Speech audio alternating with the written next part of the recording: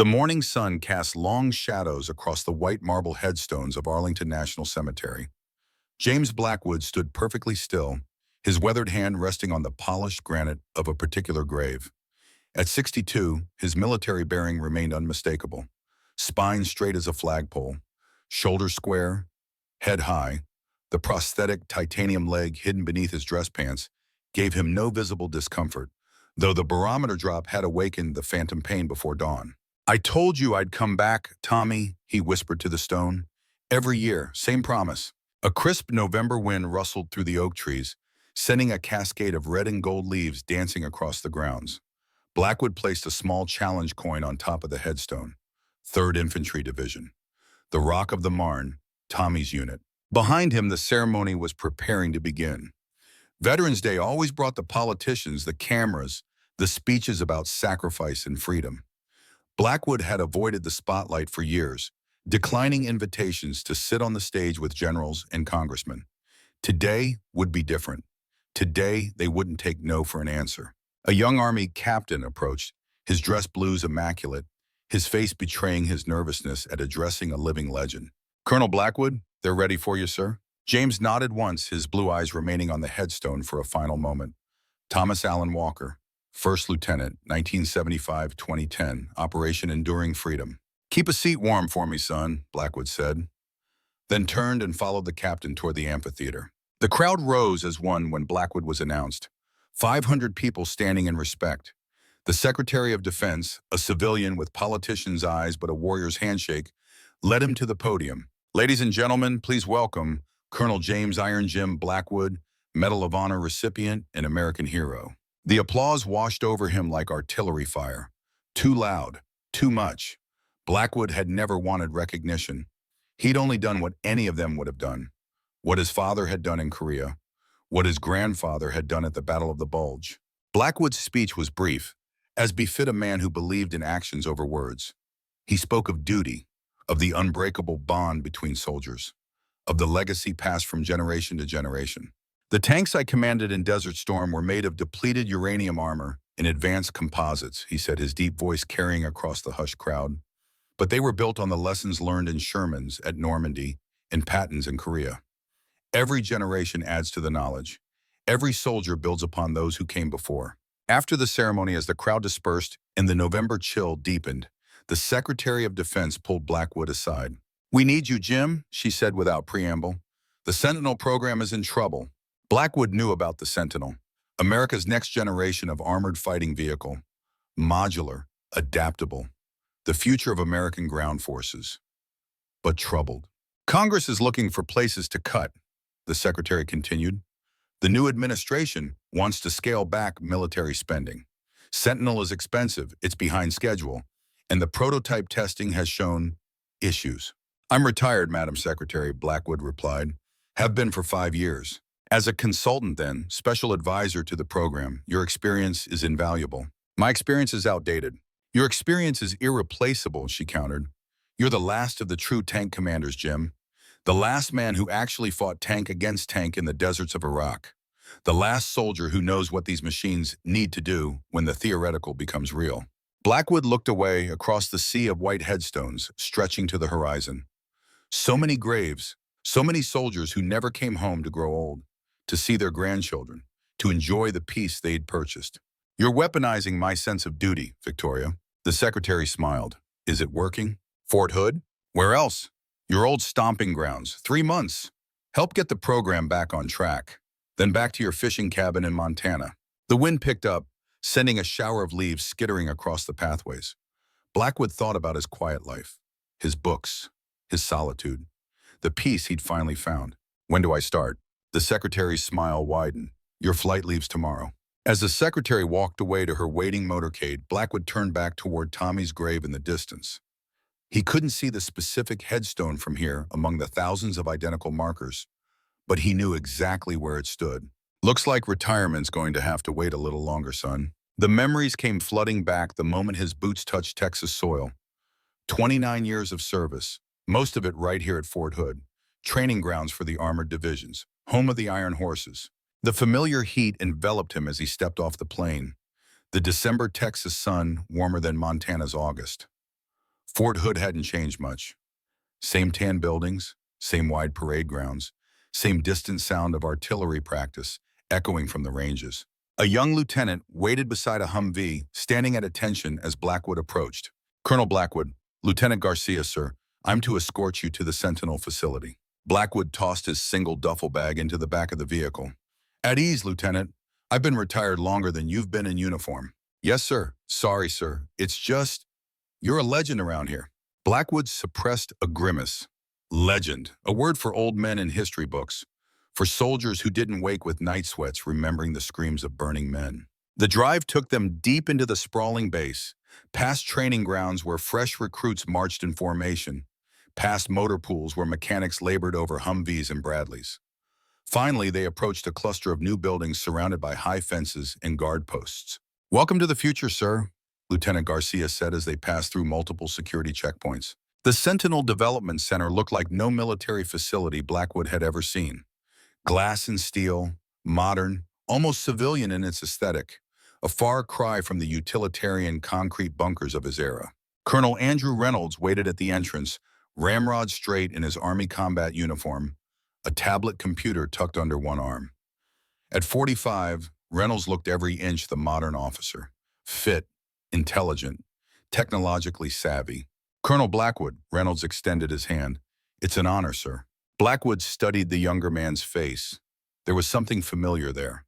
"Have we met before, Colonel?" A smile flickered across Reynolds' professional demeanor.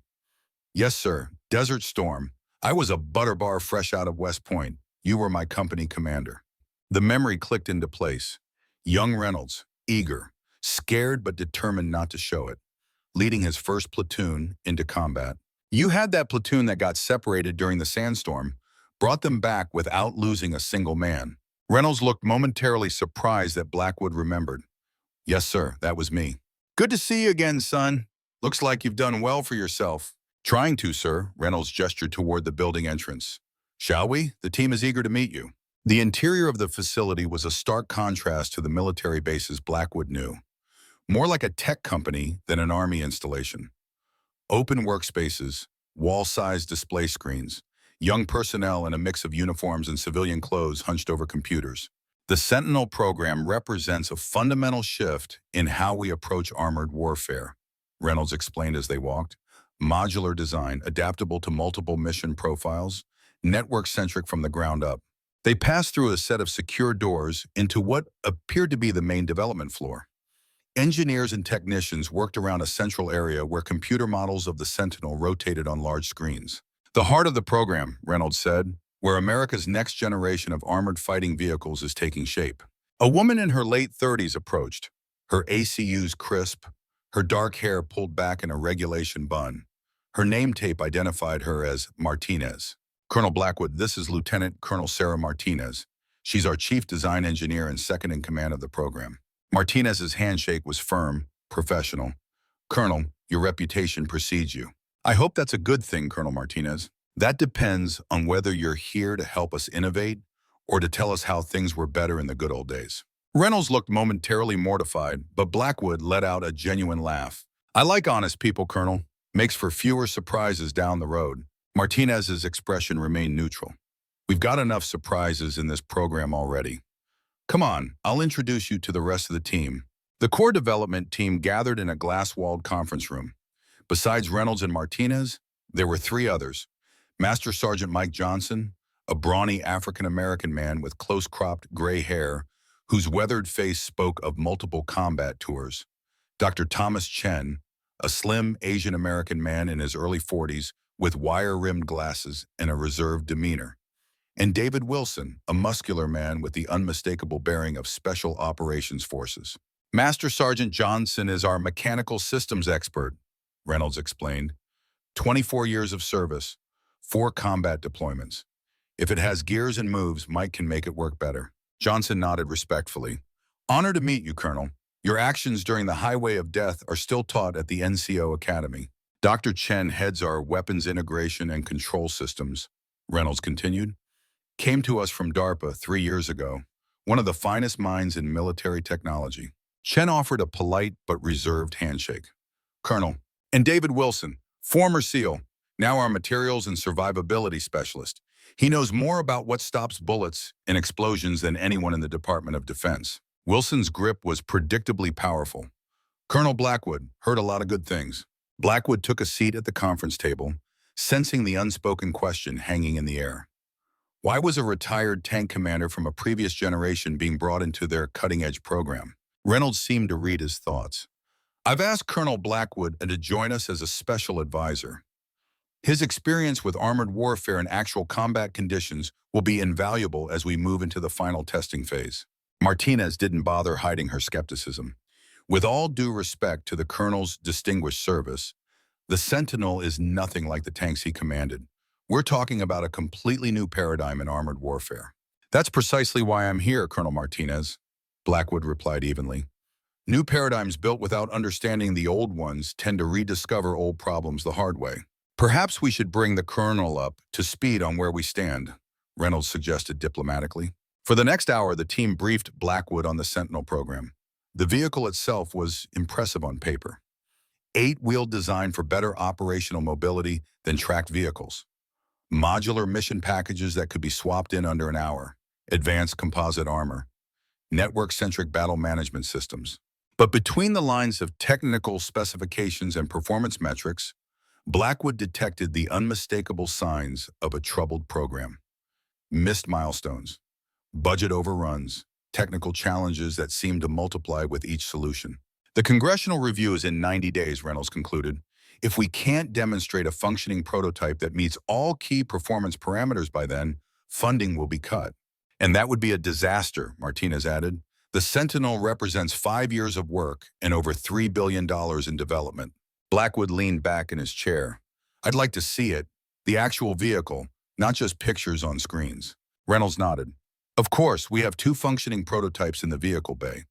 They're still being refined, but they'll give you a good sense of what we're working with. The vehicle bay was a massive space, reminiscent of the motor pools where Blackwood had spent so much of his career, but cleaner and brighter. 2 8-wheeled vehicles dominated the center of the room, surrounded by technicians and equipment. Even unfinished, they were impressive machines. Lower profile than traditional tanks. Sleeker, more futuristic. The Sentinel Mark II prototype, Martinez said with unmistakable pride. 0 to 60 in under 20 seconds. Operational range of 1,100 kilometers. Composite armor rated to withstand RPGs and most IEDs. Blackwood approached slowly, running his hand along the vehicle's hull. Something felt wrong, something he couldn't quite put his finger on. What's the crew configuration, he asked. 3, Martinez replied. Driver, gunner, and vehicle commander. All operations are computer-assisted. The autoloader eliminates the need for a 4th crew member. Blackwood nodded, continuing his inspection. An infantry carrying capacity. 8 fully equipped soldiers in the APC configuration, or additional equipment and ammunition in the fire support configuration. May I? Blackwood gestured to the open commander's hatch. Of course. With practiced ease that belied his age and prosthetic leg, Blackwood climbed up the side of the vehicle and lowered himself into the commander's station. The interior was nothing like the tanks he had known. More screens than gauges, more computers than manual controls. How does the commander observe the battlefield, he asked, noting the limited visibility from the sealed compartment. Martinez touched a control panel, and suddenly displays lit up all around the station, showing 360-degree views around the vehicle. High-definition cameras with thermal and night vision capabilities. Better visibility than any direct vision blocks could provide. Until they're damaged or disabled, Blackwood remarked, then your commander is blind. Martinez's jaw tightened slightly. The systems have redundancies. Everything has redundancies until combat proves otherwise. Blackwood continued examining the station. What happens when the enemy employs electronic warfare, GPS jamming, communications disruption? We've built in multiple safeguards against electronic attack. Safeguards designed by people who've never experienced actual combat jamming. Martinez's professional demeanor slipped slightly. Colonel, I appreciate your concern, but the Sentinel has been designed to address threats that didn't even exist when you were in command. The battlefield has changed. Has it? Blackwood met her gaze directly. People still bleed the same way. Machines still break. Computers crash. And soldiers still need to complete the mission when everything goes to hell. He pulled himself out of the commander's station, the familiar ache in his missing leg intensifying as he descended. He'd been pushing too hard, needed to take his pain medication. But not here, not in front of these people who already questioned his relevance. "I'd like to see the mobility testing area," he said, betraying no discomfort. "And then the armor testing facility." Reynolds glanced at his watch. "We've arranged for that tomorrow, Colonel. For today, I thought we might get you settled in your quarters. Give you time to review the technical documents." Blackwood recognized the gentle shutdown. They'd shown him enough for one day. The dog and pony show for the old warhorse. "Of course, tomorrow then." As they walked back toward the administration area, a sharp pain shot through Blackwood's residual limb, causing him to momentarily lose his balance. Johnson, walking beside him, subtly offered his arm for support, positioning himself so others wouldn't notice. "Phantom pain's a bitch, isn't it, sir?" Johnson said quietly. "Got a buddy lost both legs in Ramadi. Says it's like they're still there, just made of fire instead of flesh." Blackwood appreciated the NCO's discretion. "You've got good situational awareness, Sergeant. Combat habit, hard to break." Johnson glanced around to ensure they weren't overheard. "If you don't mind me asking, sir, IED? RPG, Baghdad, 2003. Johnson nodded. No further explanation needed. Both men understood the random cruelty of combat, the milliseconds that determined who walked away and who didn't. "They're good kids," Johnson said, nodding toward Martinez and the others ahead of them. "Smart as hell, work themselves to the bone. But most of them have never heard a shot fired in anger. And you have. 3 tours in Iraq, 1 in Afghanistan, enough to know that combat has a way of rewriting the textbook." Blackwood studied the senior NCO. "How'd you end up here, Sergeant? This seems more like a place for engineers than wrench turners." "Someone has to make sure these beautiful theories actually work when the rubber meets the road," Johnson said with a slight smile. "I volunteered, figured I owed it to the next generation of soldiers to make sure they get equipment that brings them home." Blackwood felt a growing respect for the sergeant. Here was someone who understood, someone who had lived the reality these young engineers were trying to reshape with their computers and theories. "I may need an ally in this place, Sergeant Johnson." "Already got one, sir." The guest quarters were comfortable but utilitarian, a small apartment normally reserved for visiting dignitaries and general officers. Blackwood unpacked his meager belongings and swallowed 2 pain relievers with a glass of water. Sitting on the edge of the bed, he rolled up his pant leg and examined the junction where flesh met technology. The skin was inflamed, overexertion, too much walking after the long flight. He should have known better. From his bag, he removed a small, framed photograph. A young man in desert camouflage, standing beside an Abrams tank. Lieutenant James Blackwood, Jr., his son, his legacy. "What would you make of all this, Jimmy?" he asked the photograph. "All these computers and cameras? Bet you'd love it." The face in the photograph didn't answer. It never would again. Blackwood placed the photo on the nightstand and opened the laptop Reynolds had provided. Hundreds of technical documents awaited his review. Specifications, test results, design revisions. He started reading, his military mind still sharp despite the years. Hours passed. Night fell outside the small windows of his quarters. His prosthetic leg lay propped against the wall, his residual limb finally free of its confines. And still he read. Something wasn't right. The specifications looked impressive on paper, but Blackwood had commanded tanks in combat, had felt them respond under fire, had trusted his life to their armor and mobility. The Sentinel's design prioritized technology over survivability, complexity over reliability. It was a vehicle designed by brilliant engineers who had never had to repair a thrown track under mortar fire or navigate when all electronics were jammed. When his eyes grew too heavy to continue, Blackwood closed the laptop and lay back on the bed. Tomorrow he would need to start asking the difficult questions.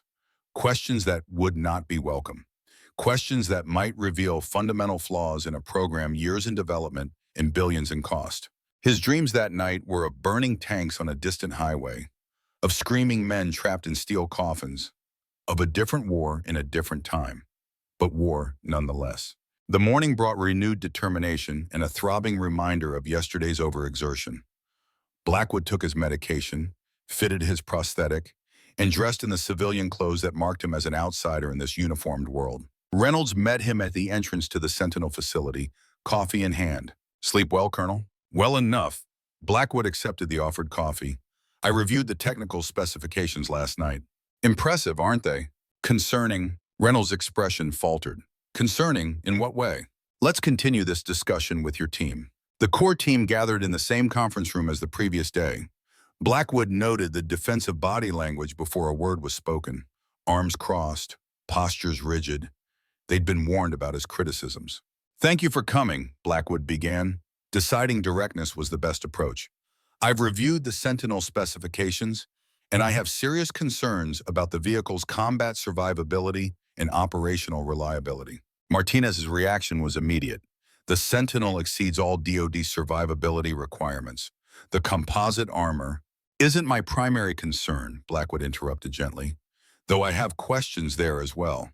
My concern is the over-reliance on interconnected electronic systems with insufficient manual backups. Dr. Chen spoke up for the first time.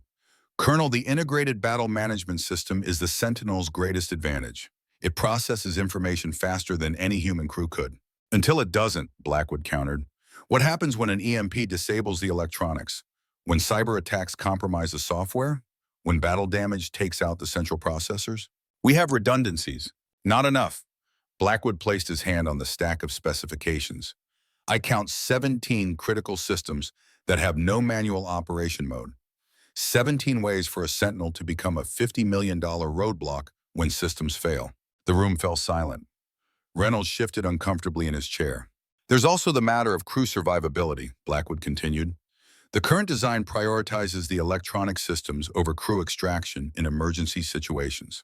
The armor provides superior protection. No armor is impenetrable. Soldiers need to be able to exit a damaged vehicle in under 15 seconds. The current configuration doesn't allow for that. Wilson, the materials specialist, leaned forward. What specific concerns do you have about the armor composition, Colonel? Blackwood appreciated the direct question. The composite layers are impressive in theory, but they haven't been tested against the newest Russian tandem charge weapons or Chinese tungsten penetrators. Those are classified threats. How would you... I still have friends in intelligence, Blackwood said simply. Martinez's frustration was visible. Colonel, with all due respect, the Sentinel isn't an Abrams. It's not meant to go head-to-head with enemy main battle tanks. It's a multi-role fighting vehicle designed for the modern battlefield. And the modern battlefield still has enemy tanks, Colonel Martinez. It still has artillery. It still has soldiers who will die if their equipment fails them. Blackwood kept his voice level, but the intensity of his conviction filled the room. The Abrams was designed 40 years ago, but do you know why it's still effective? Because the engineers who built it understood that technology fails. They built in manual backups for every critical system. They designed it to keep the crew alive, even when the vehicle was disabled. Johnson nodded almost imperceptibly. At least someone in the room understood. Reynolds attempted to diffuse the tension. These are valuable insights, Colonel. Perhaps we could discuss specific recommendations rather than general concerns. Blackwood recognized the diplomatic shift. I'd like to observe the mobility testing scheduled for today. Then I can provide more specific feedback. Of course. Reynolds stood, signaling the end of the meeting. The test is scheduled for 1100 hours at Training Area Bravo. As the team filed out, Martinez lingered behind. Her expression had shifted from defensive to thoughtful. You really believe the design is fundamentally flawed, she said. It wasn't a question. I believe it's designed for a theoretical battlefield, not a real one, Blackwood replied. And soldiers don't die on theoretical battlefields. These systems have been tested extensively in simulations and controlled environments. War isn't controlled, Colonel Martinez. It's chaos, confusion, fear. Systems that work perfectly in testing fail catastrophically in combat. Martinez studied him for a long moment. You've seen a lot of combat, more than I care to remember. My brother was a tanker, 1st Armored Division, Iraq. Blackwood understood the unspoken question. When? 2003, Baghdad. The year and location hung between them. The year Blackwood lost his leg. The battle that ended his combat career. What was his name? Miguel Martinez, Staff Sergeant, Charlie Company. Blackwood searched his memory. So many names, so many faces. I didn't know him personally, I'm sorry. He came home. Many didn't. Martinez's professional facade cracked slightly. He talked about you once, said you saved his platoon when they were cut off near the airport. Blackwood remembered the engagement. 3 Abrams creating a corridor for a stranded infantry platoon, drawing enemy fire, taking hits so the soldiers could withdraw. That was my job, Colonel. Nothing special about it. It was to my brother. Martinez straightened, professional once more. I'll see you at the mobility test, Colonel Blackwood. As she left, Blackwood felt a shift in the dynamic. Not acceptance yet, but perhaps the beginning of understanding. Training Area Bravo was a sprawling facility designed to test vehicles under various conditions. Mud pits, steep grades, obstacles course. It reminded Blackwood of the proving grounds where he'd first learned to drive tanks as a young lieutenant. One of the Sentinel prototypes waited at the starting point, its engine idling quietly compared to the roar Blackwood associated with armored vehicles. Hybrid diesel-electric power plant, Johnson explained as they approached. More efficient, quieter, lower thermal signature. And more complex, Blackwood noted. More things to go wrong. Johnson didn't disagree. Different generation, different priorities. Reynolds and Martinez stood with a group of engineers and technicians reviewing test parameters on tablets. Dr. Chen worked with another group checking the vehicle's electronic systems. Wilson was nowhere to be seen. Colonel Blackwood, Reynolds called. We're about to begin the mobility assessment. Basic obstacle course followed by rough terrain navigation. Blackwood nodded. Who's driving? Specialist Torres, one of our best test drivers. I'd like to ride along if that's possible. Reynolds hesitated. It's not standard protocol for observers to. I can't evaluate the vehicle's performance from the sidelines, Colonel. Martinez interjected. Let him ride. He's not going to understand what we're trying to achieve until he experiences it firsthand. Reynolds relented. Very well. Gear up, Colonel. Minutes later, Blackwood climbed into the Sentinel's commander position, the familiar action bringing back decades of muscle memory, even as the modern interior reminded him how much had changed. Specialist Torres, a young woman who couldn't be more than 25, glanced up from the driver's station. Honor to have you aboard, Colonel. The honor's mine, Specialist. Let's see what this machine can do. The test began with basic maneuvers.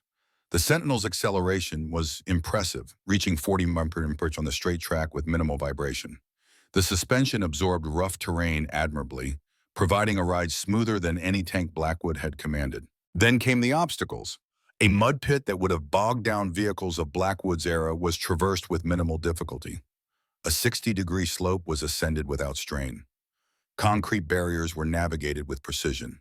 Blackwood had to admit, the vehicle performed well. Perhaps better than well, but something still nagged at his military instincts. Let's try something unscripted, Specialist, he suggested as they completed the standard course. Sir, the test protocol is very specific. Just a small deviation. Blackwood indicated a section of the training area not included in the current test. Take us through that wooded section and then back to base. Torres hesitated, then shrugged. Yes, sir. The Sentinel turned toward the wooded area, moving confidently across open ground. As they entered the tree line, Torres slowed to navigate between the trunks. Try to maintain speed, Specialist, Blackwood instructed. In combat, you don't have the luxury of careful navigation. Torres accelerated slightly, weaving between trees with growing confidence in the vehicle's handling. Blackwood watched the displays, noting how the computer systems assisted the driver with proximity warnings and suggested routes. Now shut down the navigation assistance, he ordered. Sir? Electronic warfare specialist, enemy jamming. Your systems go dark. What do you do? Understanding dawned in Torres's eyes. She disabled the navigation assistance, continuing to drive using only direct vision and experience. Now lose the cameras. Enemy takes them out with small arms fire. Torres disabled the external camera feeds. Their situational awareness diminished dramatically. Now the power management system is damaged. You're on emergency power only. With each simulated failure, Torres adapted, but the vehicle became progressively more difficult to operate. Systems designed to work in concert began to function poorly in isolation. By the time they emerged from the wooded area, the Sentinel was operating at perhaps 40% capability. Return to base, Specialist. As they pulled up to the starting point, Reynolds and Martinez waited with concerned expressions. Blackwood thanked Torres for her adaptability and climbed down from the vehicle. That wasn't part of the test protocol, Reynolds said, his tone carefully neutral. No, it wasn't, Blackwood agreed, but it was illuminating. The systems you deliberately disabled are designed to work together, Martinez pointed out. Of course, performance degraded when you arbitrarily shut them down. Nothing arbitrary about it, Colonel. Every system on that vehicle will be targeted by enemy action. Every camera, every sensor, every computer. The Sentinel performs admirably when everything works as designed, but it degrades catastrophically when systems fail. That's true of any complex machine, Dr. Chen interjected, joining the conversation. The integrated nature of modern combat systems means soldiers die when systems fail, Blackwood said flatly. The Abrams could lose half its electronic systems and still fight effectively. The Sentinel becomes a very expensive coffin. Reynolds stepped between them, ever the diplomat. Let's continue this discussion after we've reviewed the data. Colonel Blackwood has raised valid concerns that deserve serious consideration. As the group dispersed, Blackwood noticed Johnson watching him with an appraising look. The sergeant approached once the others had moved away. You made your point, Johnson said quietly. Maybe not in the most diplomatic way, but you made it. Diplomacy gets soldiers killed, Sergeant. Truth keeps them alive. Can't argue with that. Johnson glanced toward the Sentinel. For what it's worth, I've been trying to make the same case for more manual backups since I joined the program. They listen politely, then go back to adding more computers. Blackwood wasn't surprised. The Army's always been in love with technology, sometimes at the expense of practicality. The real problem is none of them have ever had to keep a vehicle running when everything's going to hell around them. Johnson shook his head. They're brilliant, all of them, but they design for optimal conditions, not worst-case scenarios. That's why I'm here, Sergeant, to remind them that worst-case scenarios are just Tuesday in combat. Johnson smiled grimly. Good luck with that, sir, but watch your back. There's more riding on this program than just a new vehicle. Careers, reputations, billions in contracts. Sounds like you're warning me about something specific. Johnson glanced around, ensuring they weren't overheard. Let's just say not everyone wants this program scrutinized too closely, especially not by someone with your reputation for blunt honesty. Anyone in particular I should be concerned about? Keep an eye on Chen. He's brilliant, but he's got connections outside the program. Defense contractors, think tanks, places where a lot of money changes hands. Blackwood filed the information away. I appreciate the heads up, Sergeant. Just looking out for a fellow soldier, sir. Johnson started to walk away, then paused. One more thing. There's a briefing tomorrow about the program's political situation. Senator Harrison Gray will be there by video conference. Should that name mean something to me?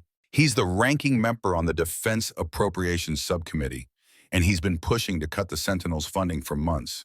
Says it's too expensive, too complex, not what today's Army needs. Maybe he's right. Johnson's expression darkened.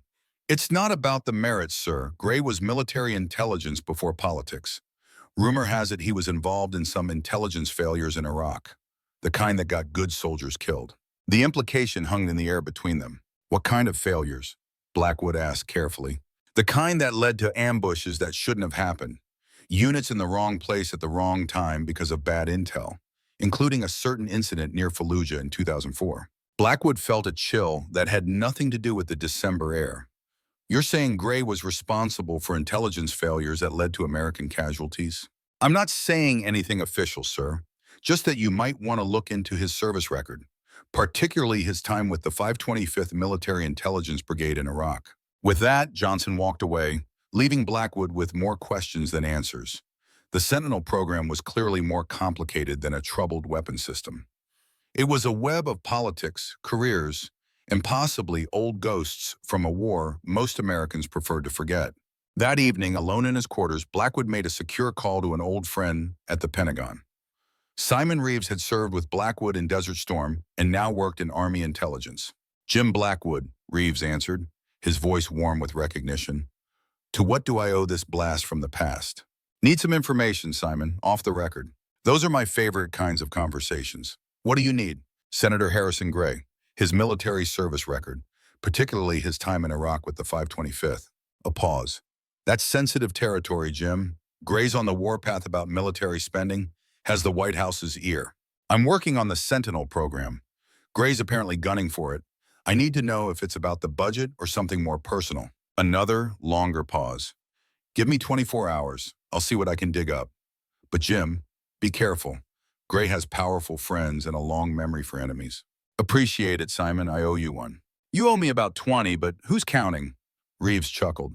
How's civilian life treating you anyway? Blackwood glanced down at his prosthetic leg. It's quiet, sometimes too quiet. The curse of old soldiers. We miss the war even while we curse it. Something like that. After ending the call, Blackwood returned to reviewing the Sentinel documentation.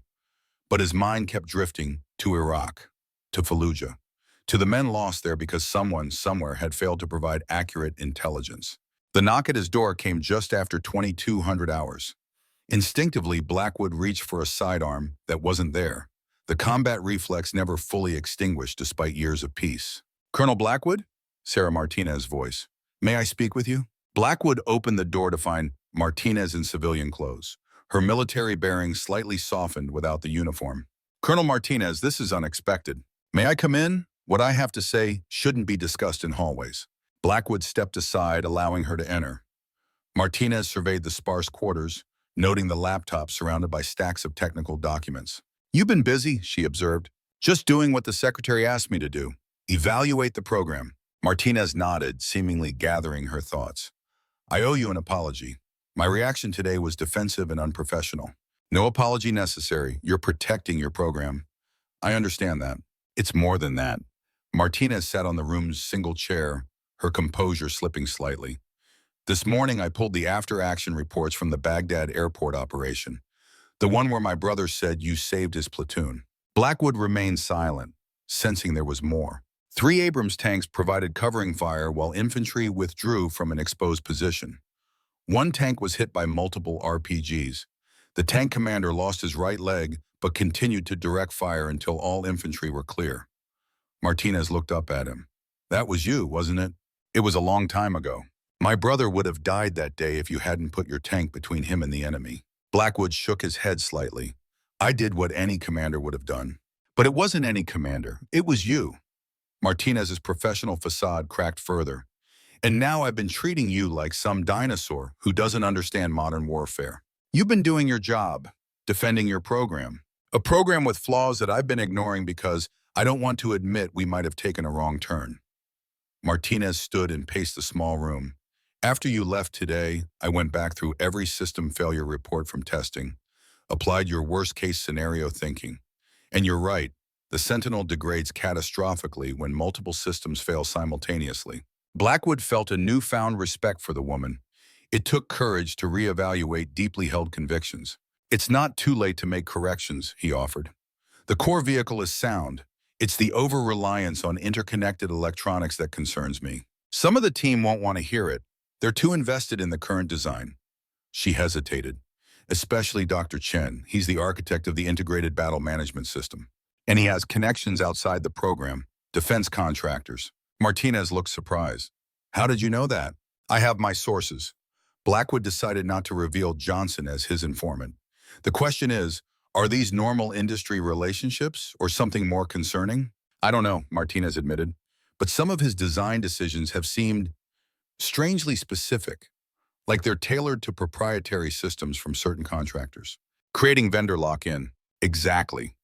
Once the Army commits to the Sentinel with these systems, we're dependent on specific contractors for support, upgrades, even basic maintenance." The implications were troubling, not necessarily illegal, but certainly not in the best interest of soldiers or taxpayers. "There's more," Martinez said, lowering her voice despite being in a private room. "Tomorrow's briefing with Senator Gray. It's not just about budget concerns. Gray has been pushing specific alternatives to the Sentinel, competing designs from a company called Blackridge Military Systems." The name wasn't familiar to Blackwood. "New player? Founded 5 years ago, grew quickly. Their CEO is a former Army intelligence officer named Richard Hawkins." "And their connection to Gray?" "They served together in Iraq, same unit, same time frame. The pieces were starting to align. Gray, Hawkins, military intelligence, Iraq, Fallujah." "Colonel Martinez, do you know anything about intelligence failures near Fallujah in 2004? Her expression changed subtly. "Why do you ask?" "Just connecting dots." Martinez seemed to weigh her words carefully. "There were rumors, nothing official.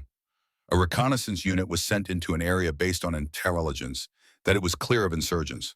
It wasn't. They were ambushed. Heavy casualties. And the intelligence came from Gray's unit? That's the rumor, but it was buried, classified. The official report blamed incomplete battlefield assessment rather than specific intelligence failures." Blackwood felt the familiar cold anger that came with recognizing institutional failure. Soldiers died. Reports were sanitized. Careers protected. "Thank you for coming to me with this, Colonel Martinez. It changes the equation considerably." Martinez nodded, her professional demeanor returning. What do we do now? We focus on making the Sentinel the best vehicle it can be, one that will keep soldiers alive when everything goes wrong. Blackwood paused, and we watched Chen carefully. And Senator Gray? Let me worry about Gray. Blackwood's expression hardened. I've dealt with politicians before. As Martinez left, Blackwood turned to the window, staring out at the lights of Fort Hood in the distance. What had seemed like a straightforward technical advisory role was rapidly becoming more complex. Old wars, old failures, old enemies, and somewhere in the middle, the next generation of American soldiers whose lives would depend on the decisions being made now. Blackwood thought of his son, of Tommy's grave at Arlington, of promises made to the dead. Looks like retirement's going to have to wait a little longer, he murmured to the darkness. In his dreams that night, the burning tanks of Baghdad merged with the ambushed soldiers of Fallujah. And standing amid the chaos, watching impassively, was a man in a senator's suit with the cold eyes of an intelligence officer who had never had to witness the consequences of his mistakes. Morning arrived with the rhythmic cadence of soldiers on their daily run, their voices calling cadence across Fort Hood's training grounds. Blackwood had been awake for hours, the old habit of pre-dawn rising impossible to break even in retirement. His laptop displayed an encrypted email from Simon Reeves. Call secure line found something. Blackwood showered and dressed, the routine of preparing his prosthetic leg as automatic as breathing after years of practice. Only the slight grimace betrayed the discomfort that never fully disappeared. As he secured the titanium limb, his thoughts turned to the day ahead. The video conference with Senator Gray, the potential confrontation with Dr. Chen, the uncertain allegiances within the Sentinel team. The secure phone line rang twice before Reeves answered. You're up early, Jim. Some habits die hard. What did you find? Gray's record is mostly redacted, even at my clearance level. That's unusual in itself, but I found something interesting in cross-referencing deployment records. Gray's intelligence unit was responsible for the operational area where your son's platoon was ambushed. Blackwood's hand tightened on the phone. You're sure? Positive. The 525th MI Brigade provided direct intelligence support to operations in that sector. Gray was a senior intelligence officer. The ambush that... Reeves hesitated. That resulted in your son being listed MIA had to have been based on his unit's intelligence assessment. The cold knot in Blackwood's stomach tightened. His son, James Jr., had been leading a reconnaissance patrol when they were ambushed by insurgents. The official report stated they had entered a supposedly secure area based on intelligence briefings. 4 soldiers killed, 3 wounded, and James Jr. missing, presumed dead. But his body never recovered. Was Gray personally involved in that intelligence assessment? Can't confirm that. But as senior officer, he would have signed off on all operational intelligence for the sector. And now he's targeting the Sentinel program. With unusual persistence, Reeves confirmed, this goes beyond normal budget oversight. It's personal for him somehow. Thanks, Simon, I owe you. Just be careful, Jim. Gray has friends in high places now. The kind of friends who can make problems disappear. The kind who might not appreciate you digging into the past. After ending the call, Blackwood sat motionless, staring at the wall.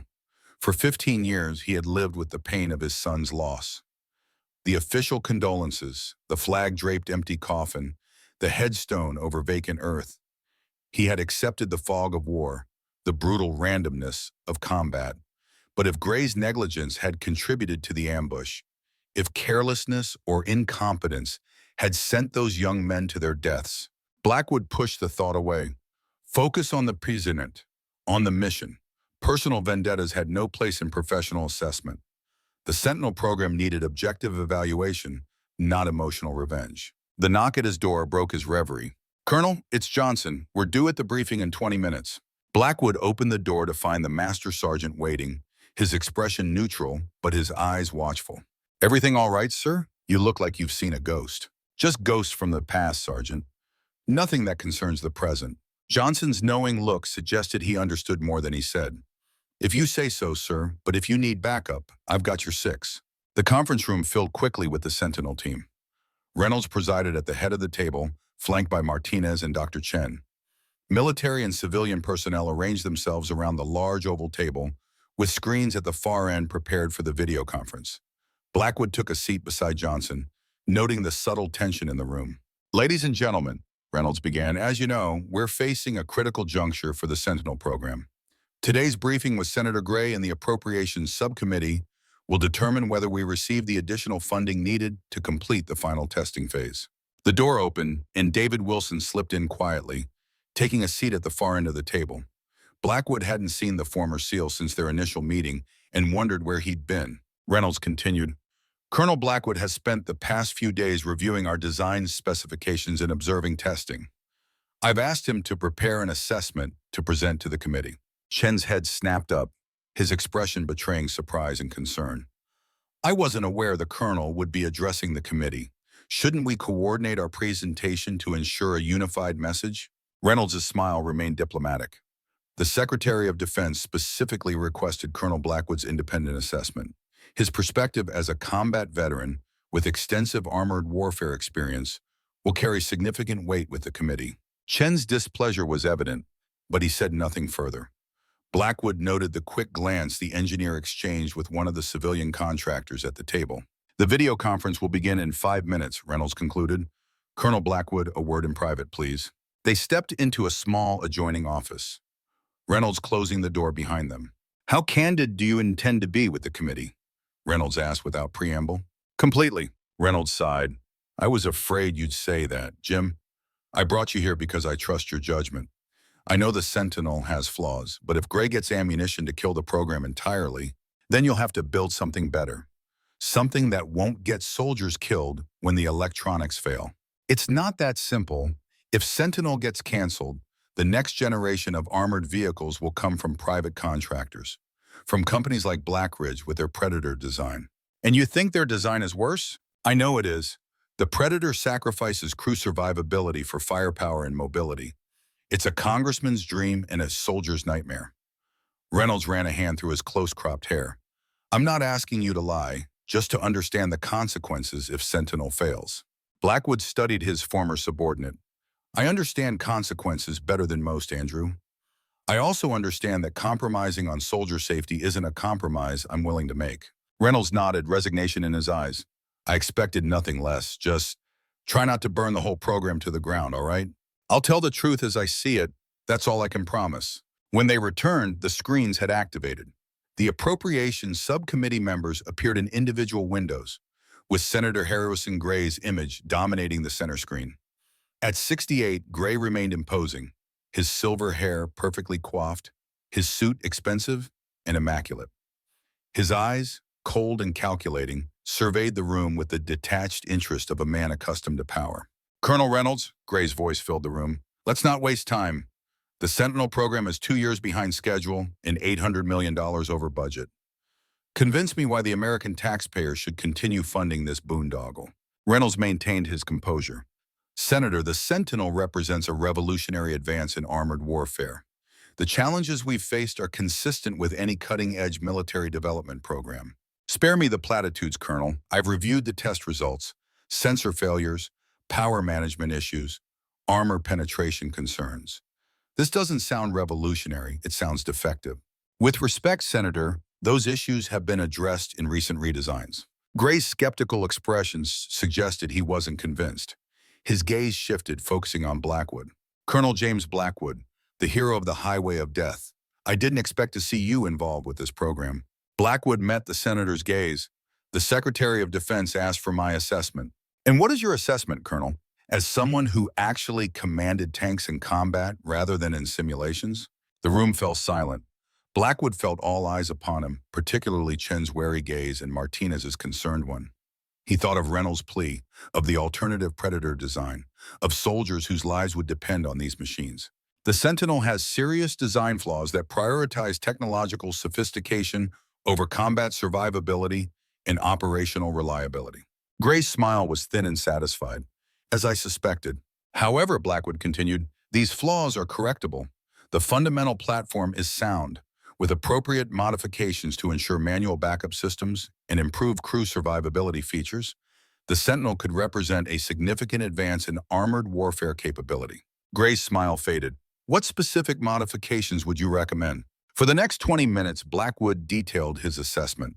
The over-reliance on interconnected electronic systems, the insufficient manual backups, the problematic crew extraction design, the questionable armor configuration against next-generation threats. As he spoke, he noticed Martinez nodding in agreement while Chen grew increasingly agitated. Your assessment suggests a complete redesign of the electronic systems, Gray observed. That would add months to the timeline and millions to the budget. The alternative is fielding a vehicle that becomes combat ineffective when its sophisticated electronics are compromised. I believe our soldiers deserve better. Gray leaned forward. Are you familiar with the Black Ridge Predator design, Colonel? Only by reputation. Blackridge has promised delivery of a functional prototype in 6 months at 2/3 the cost of the Sentinel. Their design prioritizes the very attributes you find lacking in the Sentinel. Senator Reynolds interjected, the Predator hasn't undergone the rigorous testing the Sentinel has. Its performance claims are unverified. Gray dismissed the objection with a wave. The point remains, Colonel Blackwood, that alternatives exist. Your candid assessment suggests the Sentinel program requires significant additional investment with no guarantee of success. Every weapons development program involves risk, Senator. The question is whether we're willing to accept compromises in soldier safety to reduce that risk. Gray's eyes hardened. I've spent my career protecting American soldiers, Colonel. Don't presume to lecture me about their safety. With respect, Senator, some of us protected soldiers from inside combat vehicles, not from behind desks. Blackwood maintained steady eye contact. The intelligence failures at Fallujah come to mind. The room went deathly quiet. Gray's face remained expressionless, but a muscle twitched in his jaw. That's ancient history, Colonel, and classified. So is much of the Sentinel's development. But soldiers died at Fallujah because of flawed intelligence assessments. Just as soldiers will die in future conflicts if we field vehicles with fundamental design flaws. Gray's voice turned glacial. This hearing is about the Sentinel program, not about operations conducted 20 years ago. Every military decision is connected, Senator. The choices we make today are built on the lessons of yesterday. Sometimes those lessons are learned through blood. This discussion has veered off topic, Gray announced to the committee. Colonel Reynolds, you'll receive our funding decision within the week. I suggest you prepare contingency plans for program termination. The screens went dark. For a moment, no one spoke. Then Reynolds broke the silence. Well, that could have gone better. You directly antagonized a United States senator, Chen said, his voice tight with barely controlled anger. A senator who controls our funding. What were you thinking? I was thinking about the soldiers who will fight and die in these vehicles, Blackwood replied evenly. Something some of us seem to have forgotten. Chen stood abruptly. This is absurd. You're a dinosaur who can't accept that warfare has evolved beyond your experience. The integrated battle management system is the heart of the Sentinel's capability. Without it, we might as well be fielding updated Bradleys. A Bradley with manual backups will bring soldiers home when a Sentinel with failed electronics becomes a coffin. Blackwood's voice remained calm, which seemed to infuriate Chen further. Colonel Reynolds, I can't work under these conditions. Either the dinosaur goes or I do. Reynolds' expression hardened. That's not your decision to make, Doctor. The Secretary of Defense assigned Colonel Blackwood to this program. He stays. Chen glared at both men, then stormed from the room. Several of the civilian contractors followed, casting uneasy glances back at the remaining team. Martinez broke the uncomfortable silence. Well, that just happened. He'll cool down, Reynolds sighed. Chen's brilliant but temperamental. He's also compromised, Blackwood said quietly. His reaction confirms it. Compromised how? Wilson asked, speaking up for the first time. Chen has been designing the Sentinel's electronic systems with proprietary components from specific contractors, creating vendor lock-in that benefits certain companies at the expense of military effectiveness. That's a serious accusation, Reynolds said. It's not an accusation yet, just a theory based on observation. But his reaction to criticism, his resistance to manual backups, and his connections to certain defense contractors all point in the same direction. Johnson nodded. It tracks with what I've seen in the maintenance protocols. Overly complicated procedures that require specialized equipment from specific vendors. Reynolds looked troubled. If true, this complicates an already difficult situation. We need to focus on what matters, Blackwood insisted. Fixing the Sentinel's critical flaws before the final demonstration. We have, 60 days? 90, Martinez corrected. Assuming we still have funding after Gray's committee makes its decision. Then we proceed as if we do.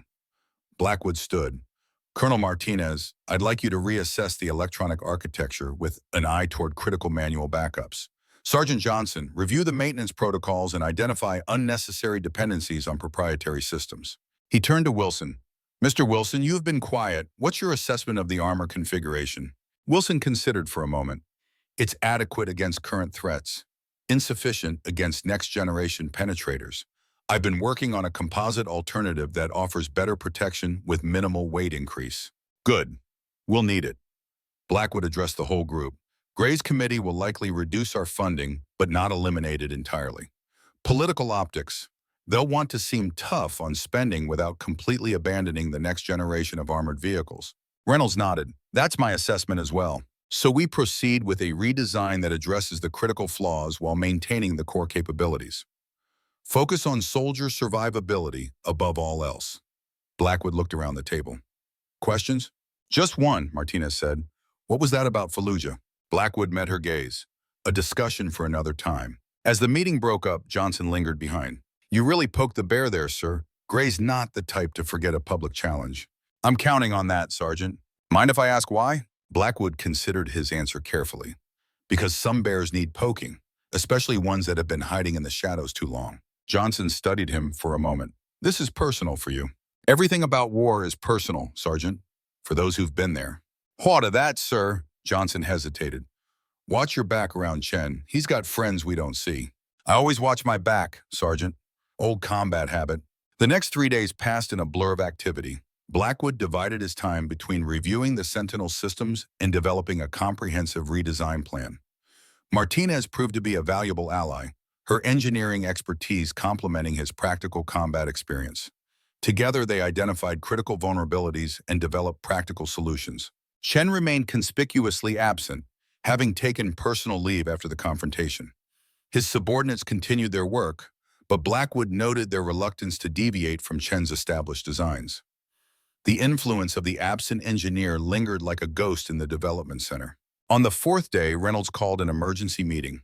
The committee has made its decision, he announced to the core team. The Sentinel program will continue, but with a 30% budget reduction and a competitive evaluation against the Black Ridge Predator. Competitive evaluation? Martinez asked. What does that mean exactly? It means we're in a head-to-head shoot-off. 90 days from now, both vehicles will undergo identical field tests. The winner gets the contract. And the loser gets canceled, Wilson added grimly. Precisely. Reynolds looked exhausted. We need a miracle, people.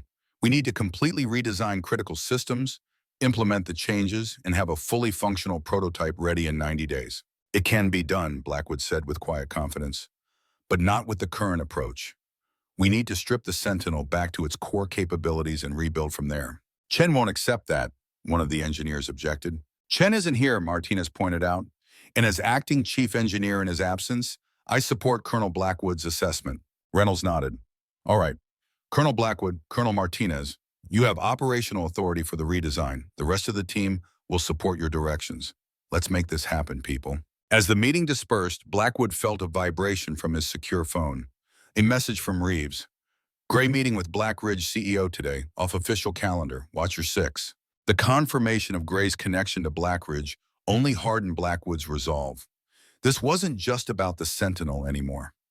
It was about accountability, about consequences for decisions made years ago that cost soldiers their lives. In the days that followed, the Sentinel facility transformed into a hive of focused activity. Martinez proved to be a brilliant engineer once freed from Chen's restrictive vision. She developed a hybrid control system that maintained the Sentinel's advanced capabilities while incorporating manual backup systems for critical functions. Johnson led a team of mechanics in simplifying the maintenance requirements, replacing proprietary systems with military standard components wherever possible.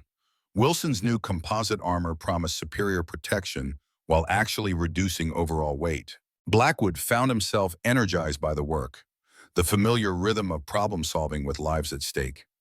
His leg bothered him less despite the long hours. His mind focused with a clarity he hadn't experienced since combat. This was what he had been trained for, what he had lived for. The challenge of overcoming impossible odds to protect American soldiers. 2 weeks into the redesign effort, the facility's security alarms blared in the pre-dawn hours.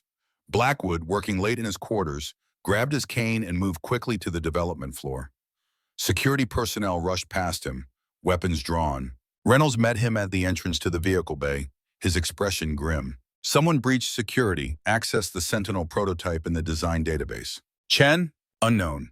The intruder disabled the security cameras, but they knew exactly what they were looking for. The new armor specifications, the hybrid control system designs, all copied. Industrial espionage, Blackwood concluded. Blackridge? That would be my guess, but we can't prove it. The implications were serious. With the stolen designs, Blackridge could incorporate the Sentinel's innovations into their Predator while avoiding the same mistakes. They could effectively leapfrog years of development in a single night. This changes our approach, Blackwood decided.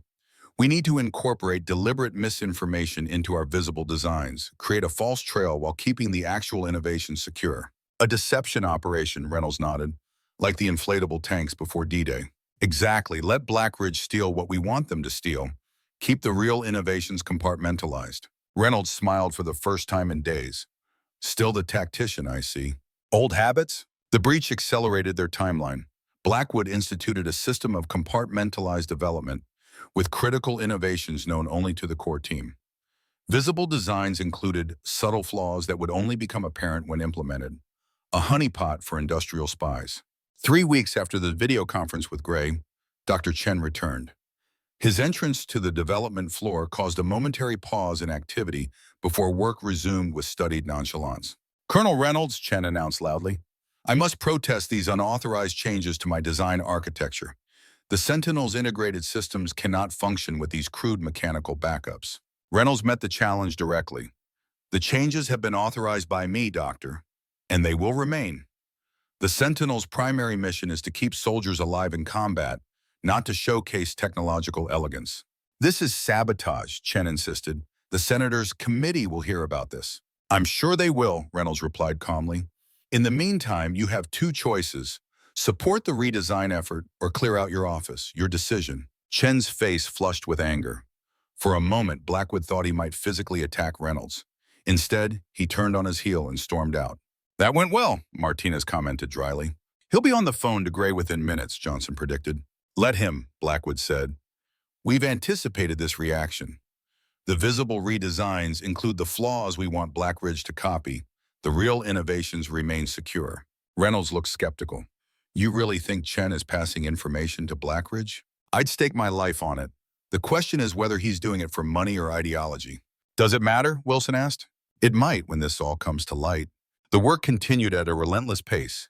Days blurred into nights. The development team coalesced around Blackwood and Martinez, their initial skepticism of the old warrior replaced by growing respect. Blackwood pushed himself harder than he had in years, ignoring the increasingly painful protests from his prosthetic leg. 6 weeks after Gray's committee decision, Reynolds called the core team to the vehicle bay. The redesigned Sentinel prototype sat in the center of the space, its appearance largely unchanged, but its internal systems fundamentally altered. Ladies and gentlemen, we're at the halfway point of our timeline, Reynolds announced. Today we begin integrated testing of the redesigned systems. Colonel Blackwood will personally evaluate the vehicle's performance. Blackwood approached the Sentinel with a critical eye. The hybrid control system, Martinez's brilliant compromise between advanced technology and reliable manual backups, represented the heart of the redesign. The new armor composition, Wilson's innovative approach to ballistic protection, covered the vehicle in a deceptively conventional-looking skin. Who's driving? Blackwood asked. I am, Johnson replied. Figured you'd want someone who thinks like you do at the controls. Good man. The testing proceeded methodically, evaluating each system under normal conditions, before introducing deliberate failures to test the backup capabilities. The Sentinel performed admirably, maintaining combat effectiveness even when primary systems were compromised. As Johnson maneuvered the vehicle through a particularly challenging obstacle course, Blackwood monitored the command systems from the commander's position. The hybrid controls responded precisely, allowing for both computer-assisted precision and direct manual operation. Try a simulated EMP, Blackwood ordered through the intercom. Johnson activated the test protocol. The primary displays flickered and died. The computer-assisted aiming system went offline. But unlike the original design, the Sentinel continued to function. Manual sights deployed automatically. Mechanical controls engaged. The vehicle maintained mobility and firepower, albeit with reduced efficiency. Now simulate primary power loss. The main engine shut down, but the backup power system engaged immediately. Critical systems remained operational. Most importantly, the crew extraction system functioned, allowing rapid evacuation if necessary. I'd say that's a successful test, Johnson's voice came through the intercom. Agreed, take us back to base. As the Sentinel returned to the vehicle bay, Blackwood felt a mixture of satisfaction and caution. The redesign was proving effective, but he knew better than to celebrate prematurely. Combat had taught him that initial success often preceded unexpected challenges. Reynolds and Martinez waited as Blackwood descended from the vehicle, his face betraying no emotion despite the pain in his residual limb. Initial assessment? Reynolds asked. Promising. The hybrid systems perform as designed. Manual backups engage smoothly when primary systems fail. Crew survivability is significantly improved. Martinez allowed herself a small smile. Not bad for a dinosaur design philosophy. Sometimes the dinosaurs got it right, Blackwood acknowledged. The challenge now is integrating these changes across all systems without compromising the Sentinel's advanced capabilities. Reynolds nodded. We're making progress, but we're also racing against time, and against a competitor who now has access to some of our innovations. They have what we wanted them to have, Blackwood corrected. The honeypot worked. Our real advantages remain secure. The facility's security chief approached, her expression concerned. Colonel Reynolds, we have a situation. Dr. Chen was just caught attempting to access the secure server room with unauthorized credentials. Reynolds' expression hardened. Take him into custody, military police, not civilian security. I want him held for questioning. Yes, sir. Blackwood exchanged glances with Martinez. It appears our suspicions were correct. I never wanted to believe it, she admitted. Chen is brilliant. His work on the battle management system was revolutionary. Brilliance without ethics is dangerous, Blackwood said quietly, especially when lives are at stake. The confrontation with Chen occurred in Reynolds' office. The engineer sat rigidly in a chair, flanked by two military police officers. His expression combined defiance and calculation. Industrial espionage is a federal crime, Dr. Chen. Reynolds began without preamble. So is unauthorized access to classified military systems. I was accessing my own work, Chen replied coldly. Work that has been vandalized by Colonel Blackwood's primitive modifications.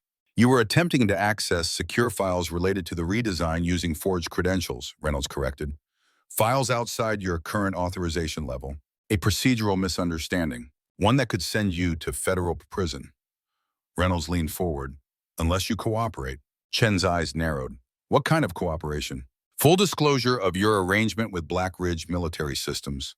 Names, dates, specific information transferred.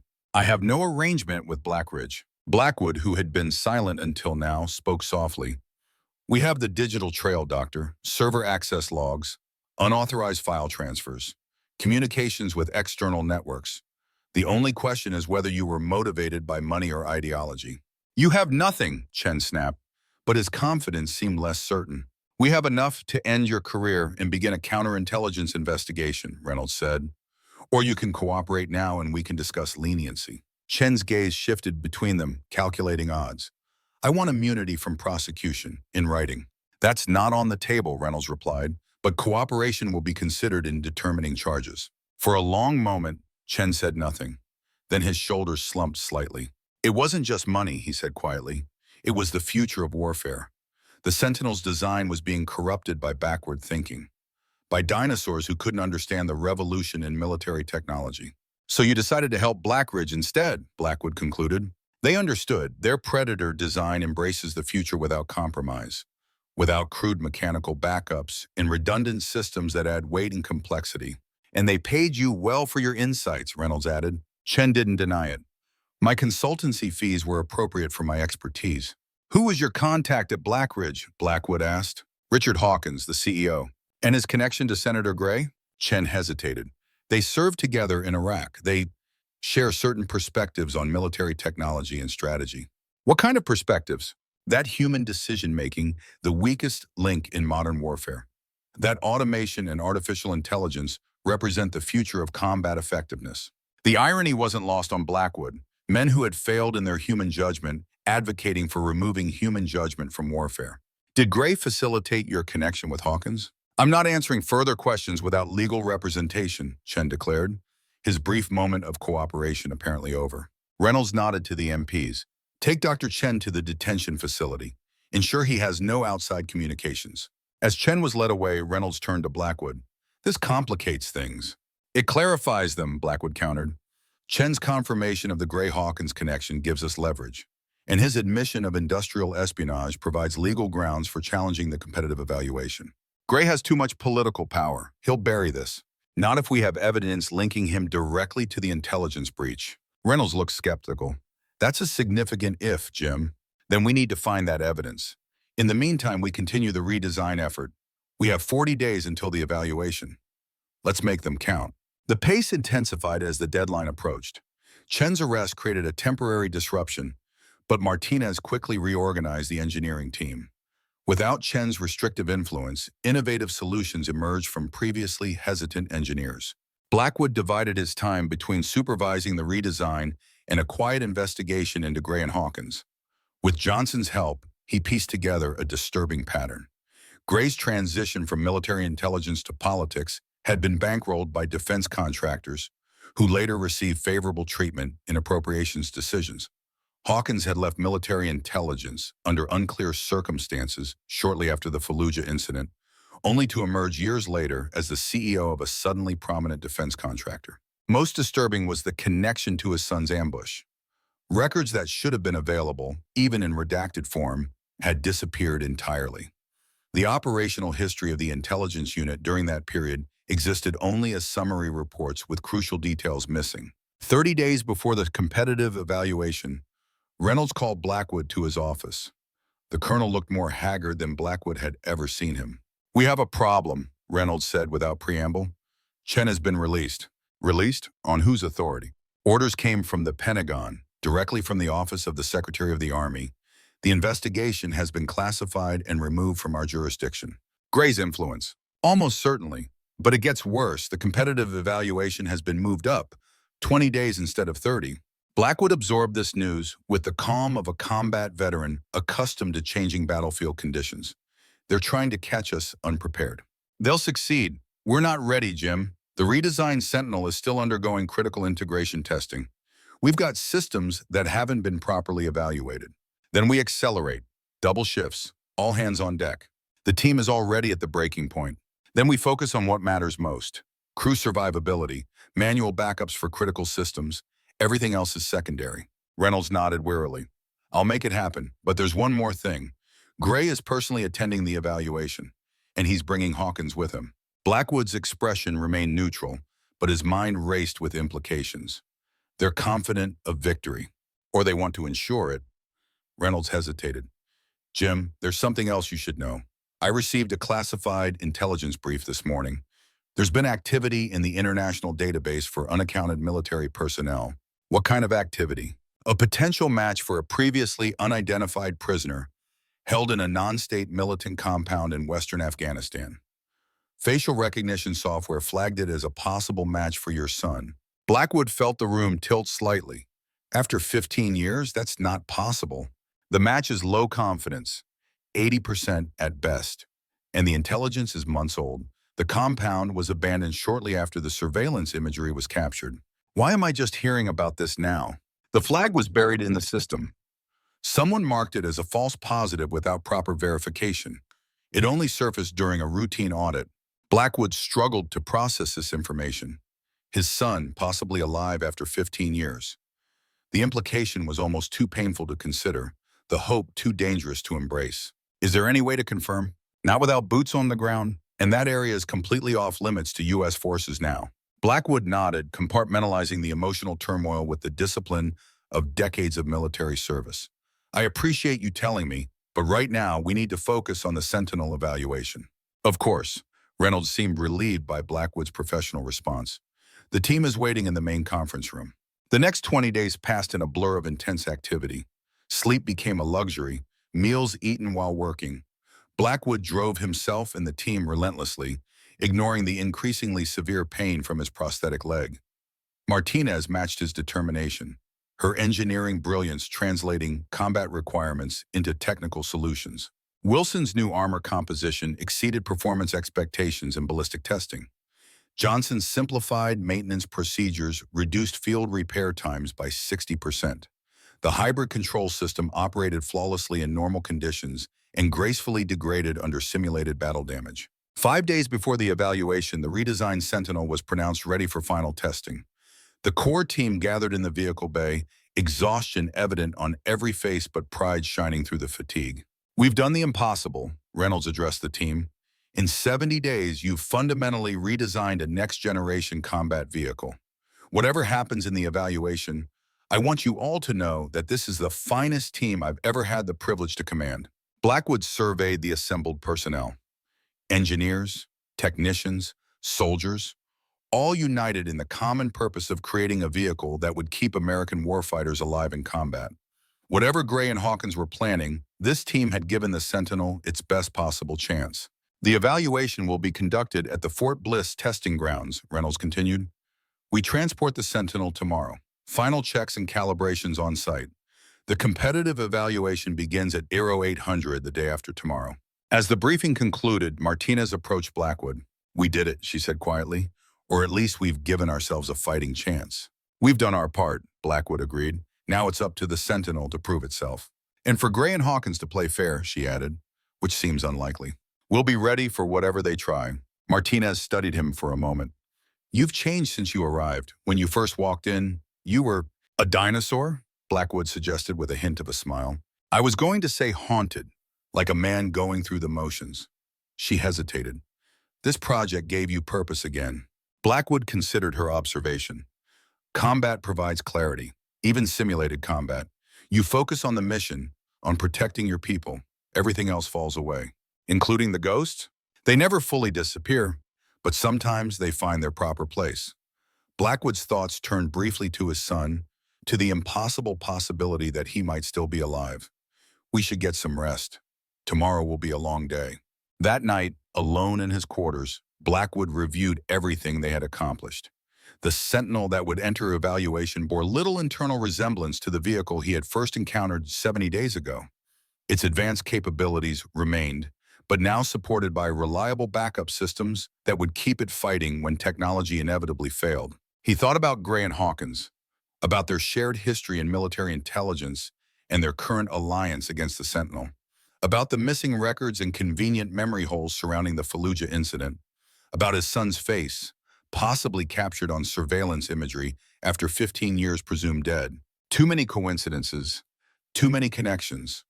The cold calculation of a battlefield commander told him these threads were related, not random.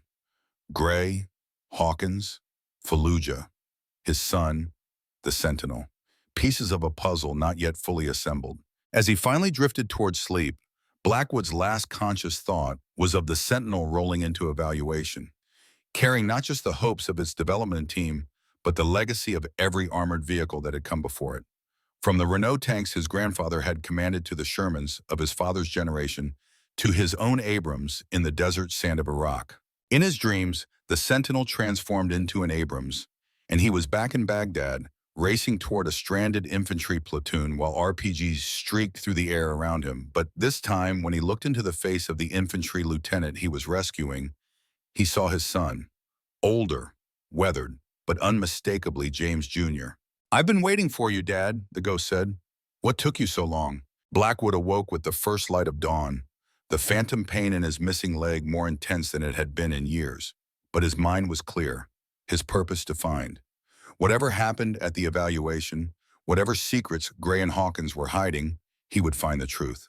For the Sentinel, for the soldiers who would depend on it, for his son, whether a ghost or a prisoner waiting to be found, and for himself, the last of the old war warriors with one final battle to fight.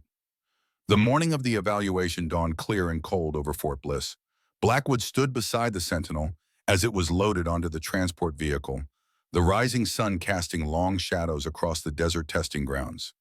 His years of combat had taught him to recognize the peculiar stillness that preceded battle, the quiet focus, the heightened awareness, the world reduced to essential elements.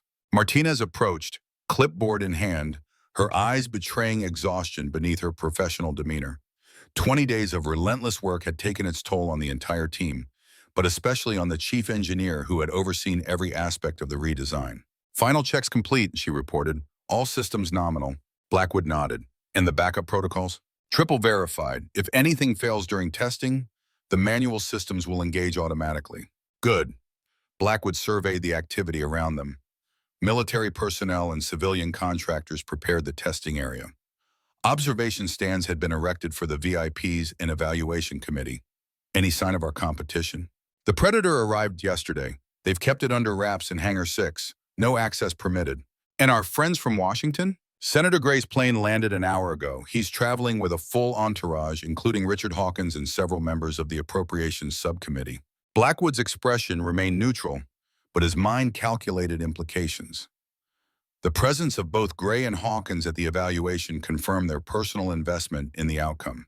Not just bureaucratic oversight, but something deeper, something personal. Have you seen Reynolds this morning? Martinez shook her head. Not since the security briefing last night. The colonel's absence was unusual. Reynolds had been obsessively involved in every aspect of preparation for the evaluation. His absence now at the critical moment raised concerns. I'll find him. You stay with the Sentinel. No one approaches without proper authorization. Understood. Blackwood moved through the bustling testing grounds, acknowledging the nods and salutes of personnel who had come to respect the aging warrior's presence among them. His prosthetic leg protested with each step, the accumulation of weeks of overexertion manifesting as persistent pain. He ignored it with the discipline of a man accustomed to physical hardship.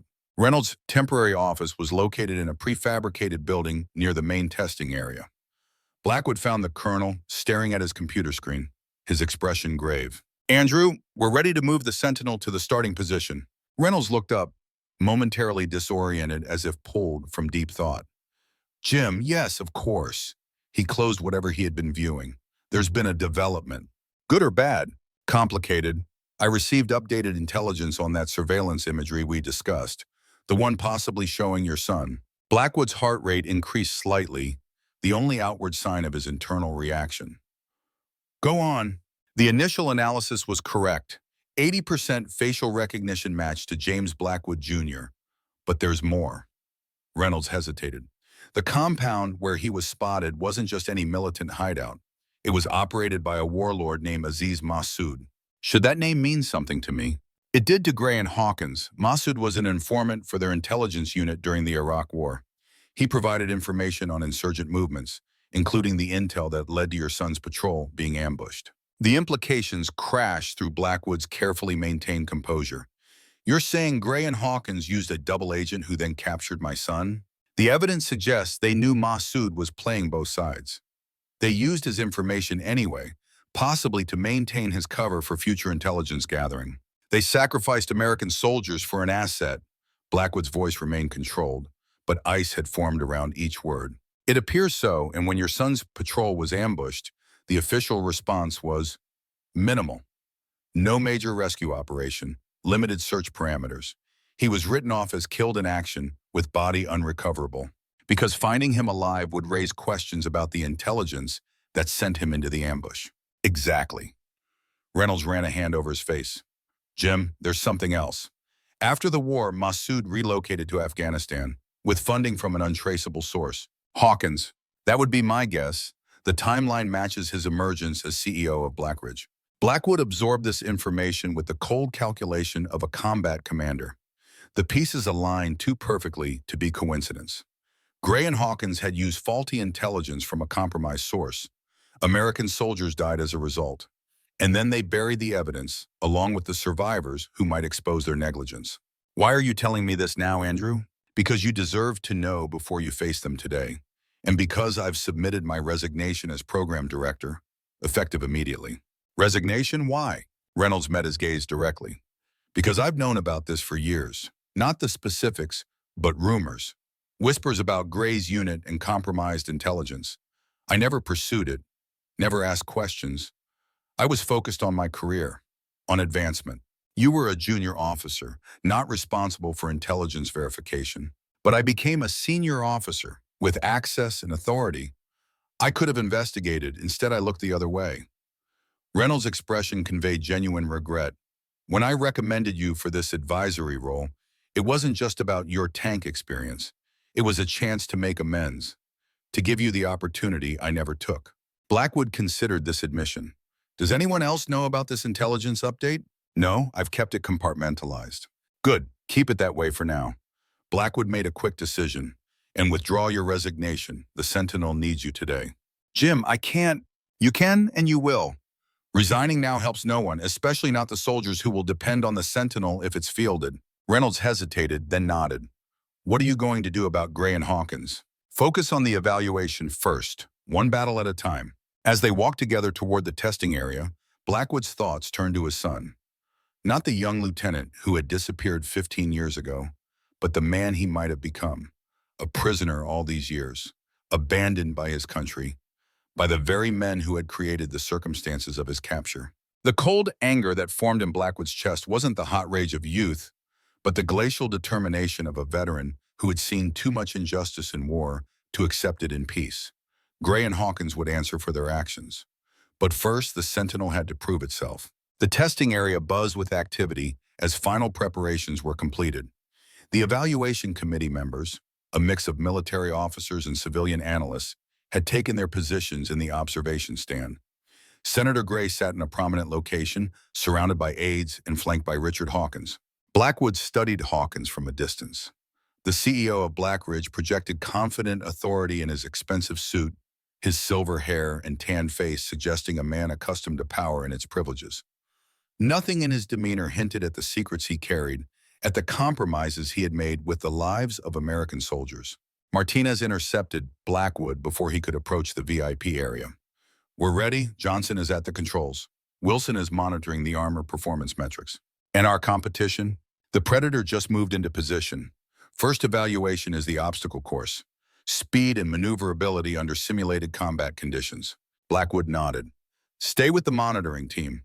I'll join the observers. Sir, Martinez hesitated. Whatever happens today, it's been an honor working with you. The honor has been mine, Colonel. As Martinez departed, Reynolds joined Blackwood. Ready for this?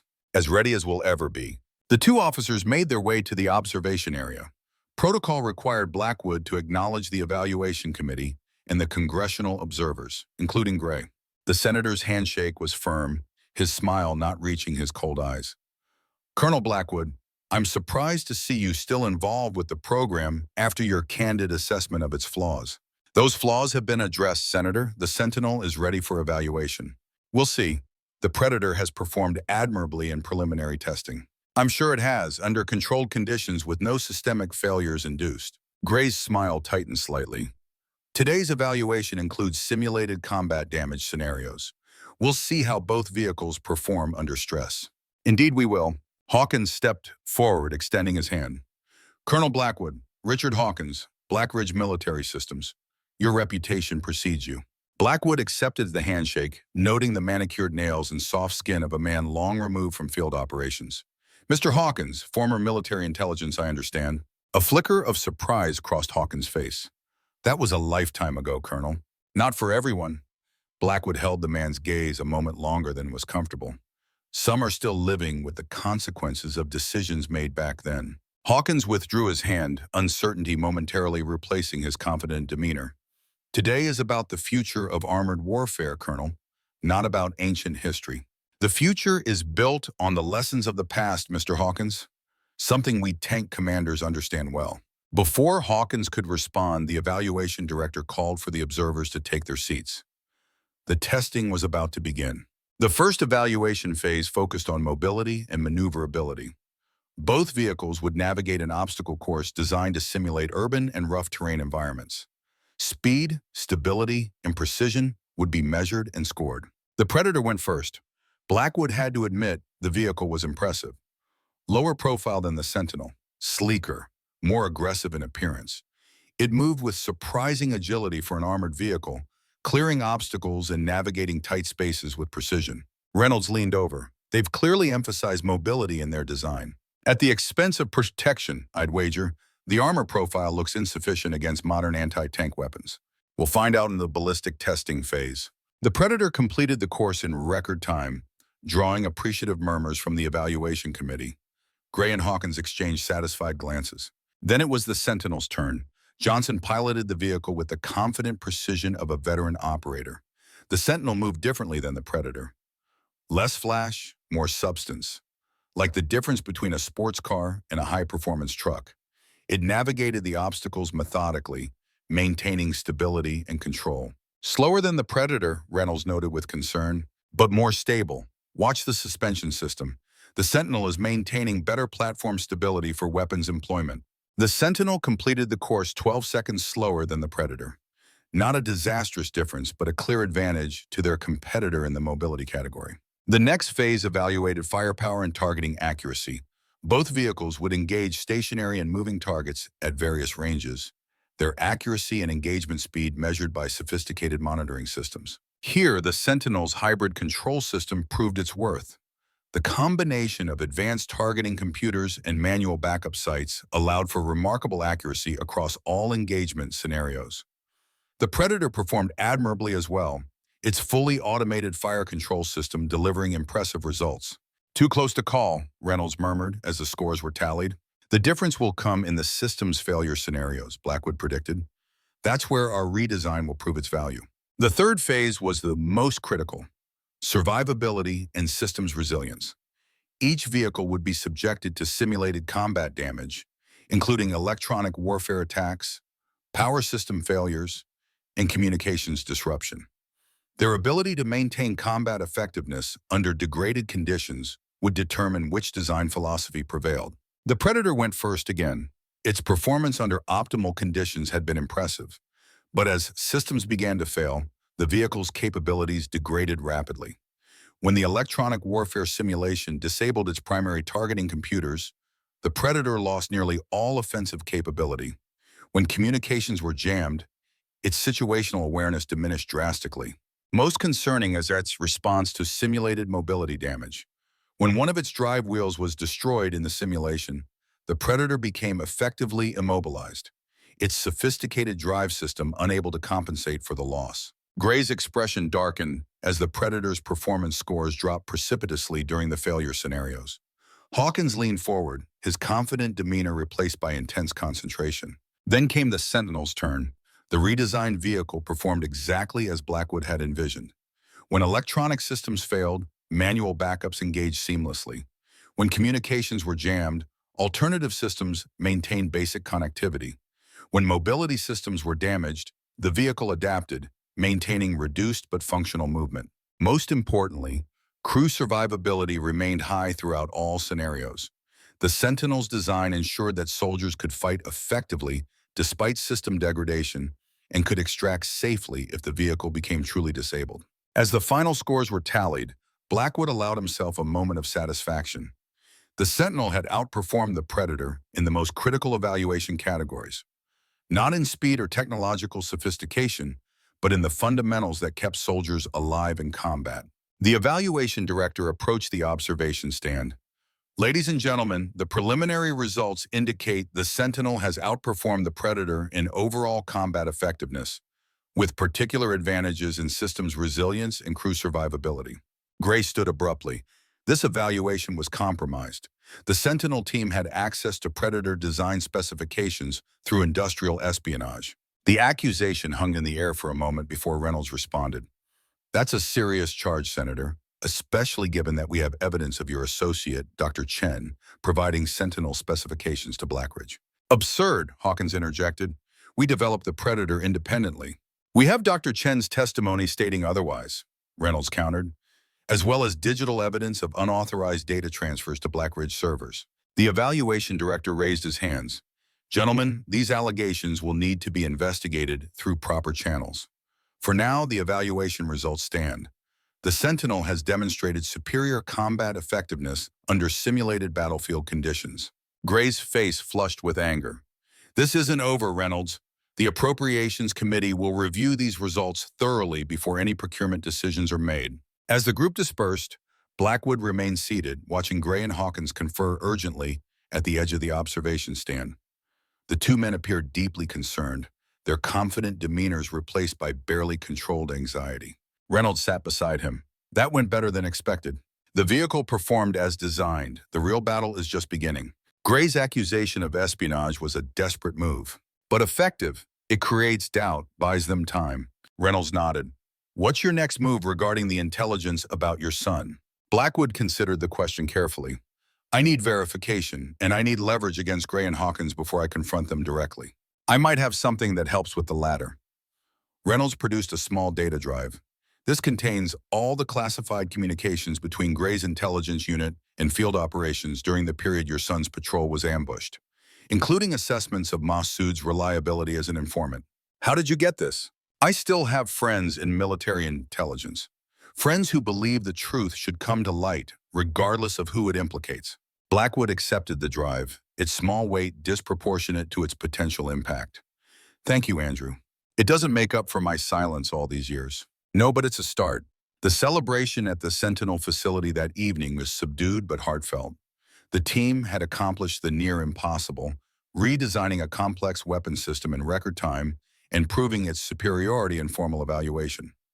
Martinez organized a small gathering, with Johnson providing illicitly acquired bourbon for toasts.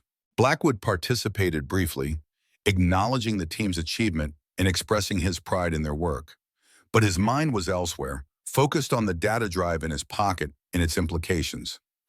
As soon as protocol permitted, he excused himself and returned to his quarters. The files confirmed Reynolds' summary.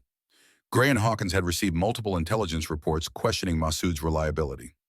Warnings that he was likely providing information to insurgents while acting as an American informant.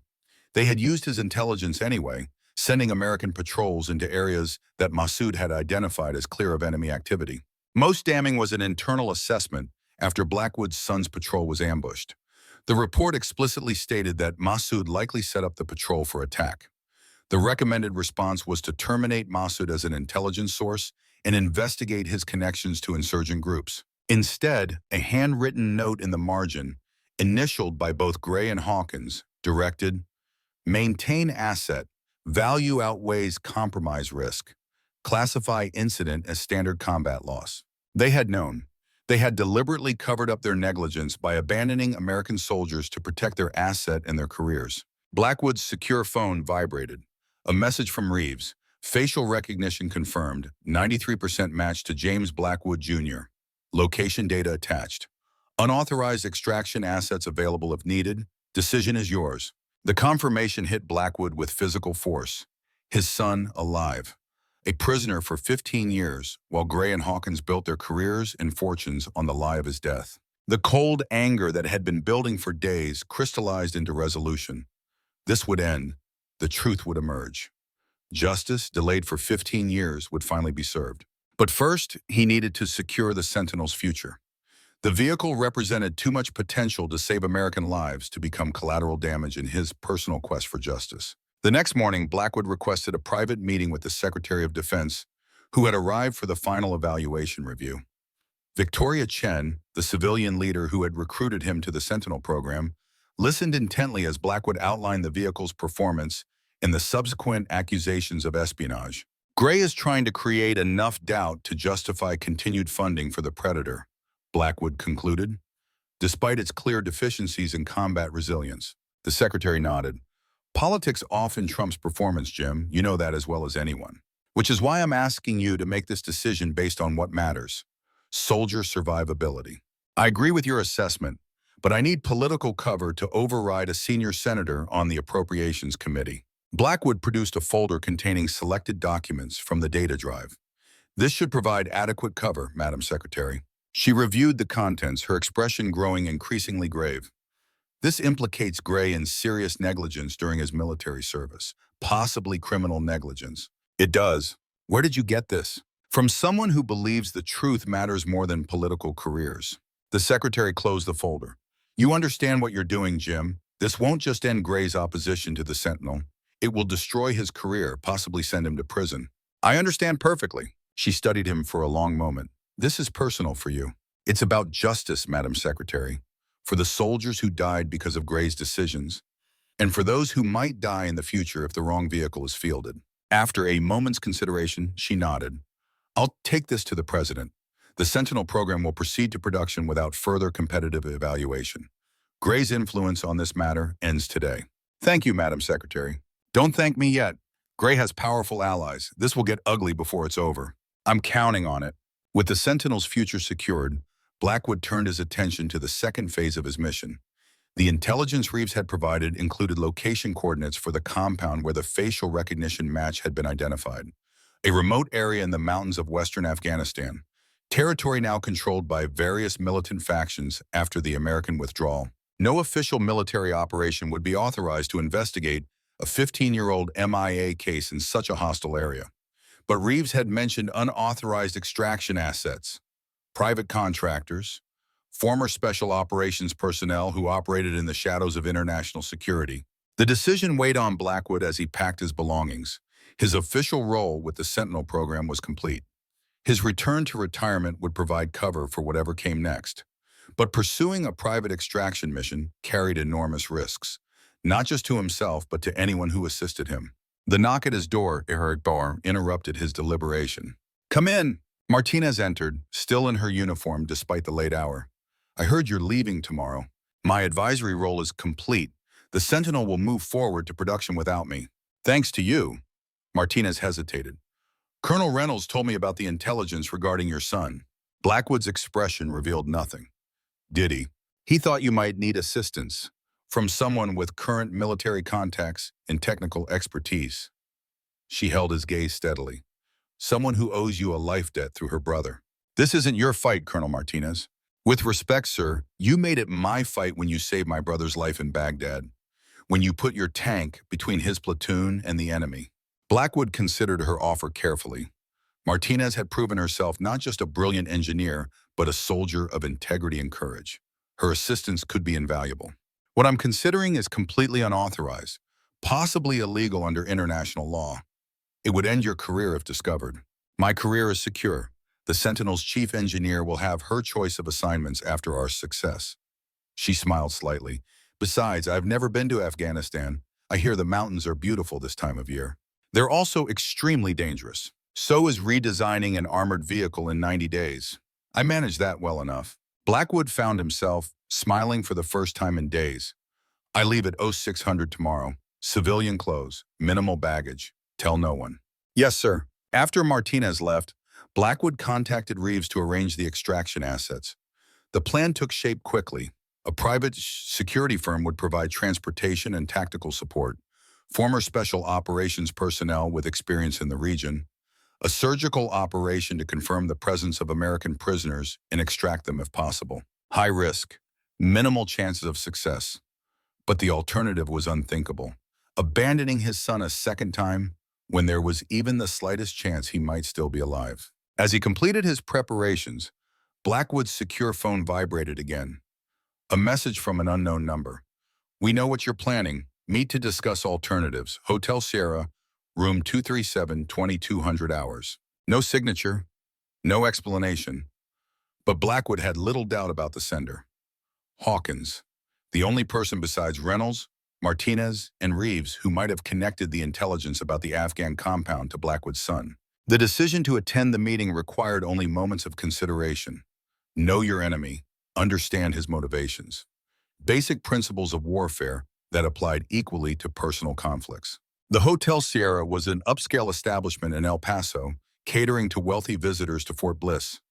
Blackwood arrived precisely at 2200 hours, his civilian clothes understated but well-tailored, his prosthetic leg causing only the slightest hint of a limp after weeks of overexertion. Room 237 was answered by a private security contractor who conducted a thorough but professional search for weapons or recording devices before admitting him. Inside, Richard Hawkins waited alone, a glass of scotch in his hand. "Colonel Blackwood, thank you for coming." Hawkins gestured to a chair opposite his own. "Drink?" "No, thank you." Hawkins nodded, seemingly unsurprised by the refusal. "I'll be direct. You've accessed classified intelligence about a compound in Afghanistan. Intelligence that includes a possible identification of your son, Lieutenant James Blackwood, Jr. And how would you know that?" "I maintain connections in the intelligence community. Old habits, like abandoning American soldiers who might expose your failures." Hawkins' expression tightened momentarily before he regained his composure. "The past is complicated, Colonel. Decisions made in war zones rarely translate well to peacetime understanding. Selling out your own men to protect a compromised asset seems pretty clear-cut." Is that what you think happened? Hawkins sipped his scotch. That we sacrificed your son's patrol to protect Masood? The evidence is conclusive. The evidence is incomplete. Hawkins set down his glass. Masood was more than an informant. He was our conduit to al-Qaeda leadership. The intelligence he provided prevented multiple mass casualty attacks against American forces, at the cost of smaller units sent into ambushes based on his information. An unfortunate but necessary strategic calculation. Blackwood's contempt was palpable. Tell that to the families of the dead, to the men who served under my son. War requires hard choices, Colonel. You of all people should understand that. What I understand is that you're here because you're worried about what I'll find in Afghanistan, about who I'll find. Hawkins studied him for a moment.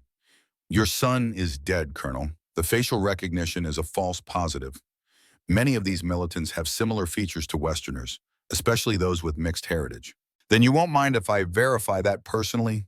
What I mind is a rogue rescue operation that could destabilize an already volatile region, that could compromise ongoing intelligence operations. Still running assets in Afghanistan, Hawkins? Still sacrificing pawns to protect your position? Hawkins leaned forward. Let me be perfectly clear. Any unauthorized entry into that region will be treated as a hostile action by local forces. Forces that receive substantial support from various international entities. Is that a threat? It's a reality check. You're a decorated officer with an honorable record. Don't throw away your legacy on a fool's errand. My legacy is my concern, not yours. Hawkins sighed. I had hoped we could resolve this reasonably. Gray is already facing the consequences of your vendetta. His political career is effectively over. Justice, not vendetta. Call it what you will, but consider this your final warning. Hawkins stood. Leave the past buried, Colonel. Some ghosts are better left undisturbed. My son isn't a ghost, Hawkins. He's a prisoner, abandoned by the country he served because acknowledging him would expose your negligence. He's dead, Colonel. Accept it and move on. I'll accept it when I see his body or when I bring him home alive. Blackwood rose to leave, but Hawkins' next words stopped him at the door. He won't know you, Jim, even if by some miracle he's still alive. 15 years in captivity changes a man, breaks him. The son you remember no longer exists. Blackwood turned. But a man who deserves to come home does. That's enough for me.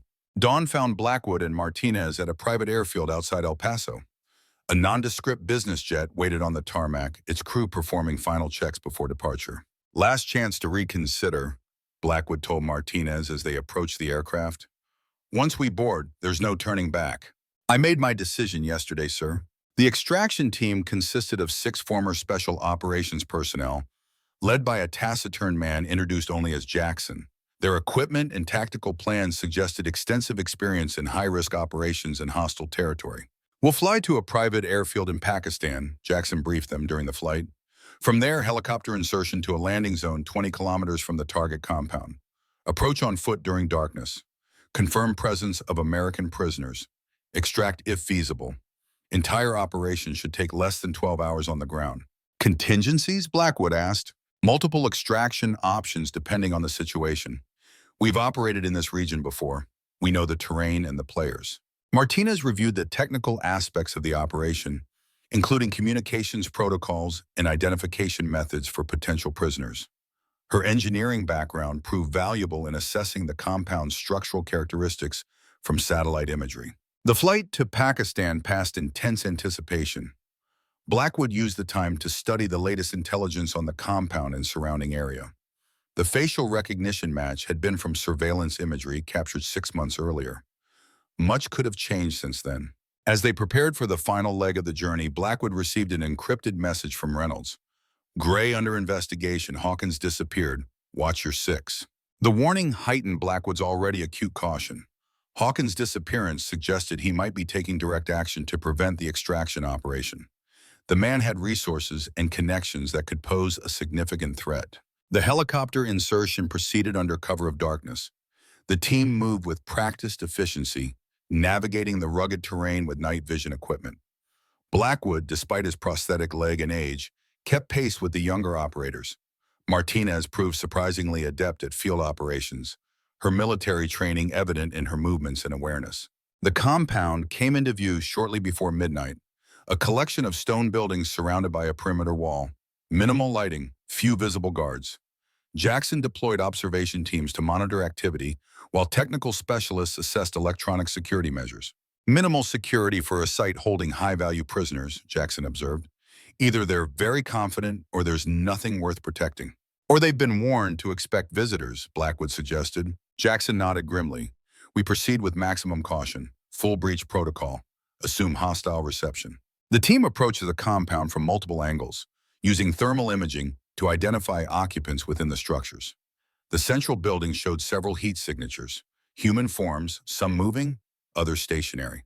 Potential prisoners in the main structure, Jackson reported. We breach in 5 minutes. The operation unfolded with the precise coordination of experienced operators. Perimeter guards were neutralized silently, electronic security systems disabled. The team converged on the central building, breaching entry points simultaneously. Blackwood, against protocol but leveraging his authority as mission sponsor, accompanied the primary entry team. The interior of the building revealed stark conditions: bare rooms, minimal furnishings, the unmistakable atmosphere of a detention facility. The first prisoners they encountered were local fighters, likely held for internal discipline or factional disputes. They directed the team to a lower level where the foreigners were kept. The basement contained 3 cells, 2 empty, the third occupied by a single figure. Blackwood approached as Jackson's team secured the area. The prisoner sat motionless on a thin mattress, his bearded face gaunt, his eyes closed as if in meditation. Years of captivity had left their mark in premature lines and gray hair, but the resemblance was unmistakable. James Blackwood, Jr., older, weathered, but alive. Jimmy, Blackwood said softly. Son. The prisoner's eyes opened. Confusion, recognition, disbelief. Dad? The voice was rough from disuse. You're not real.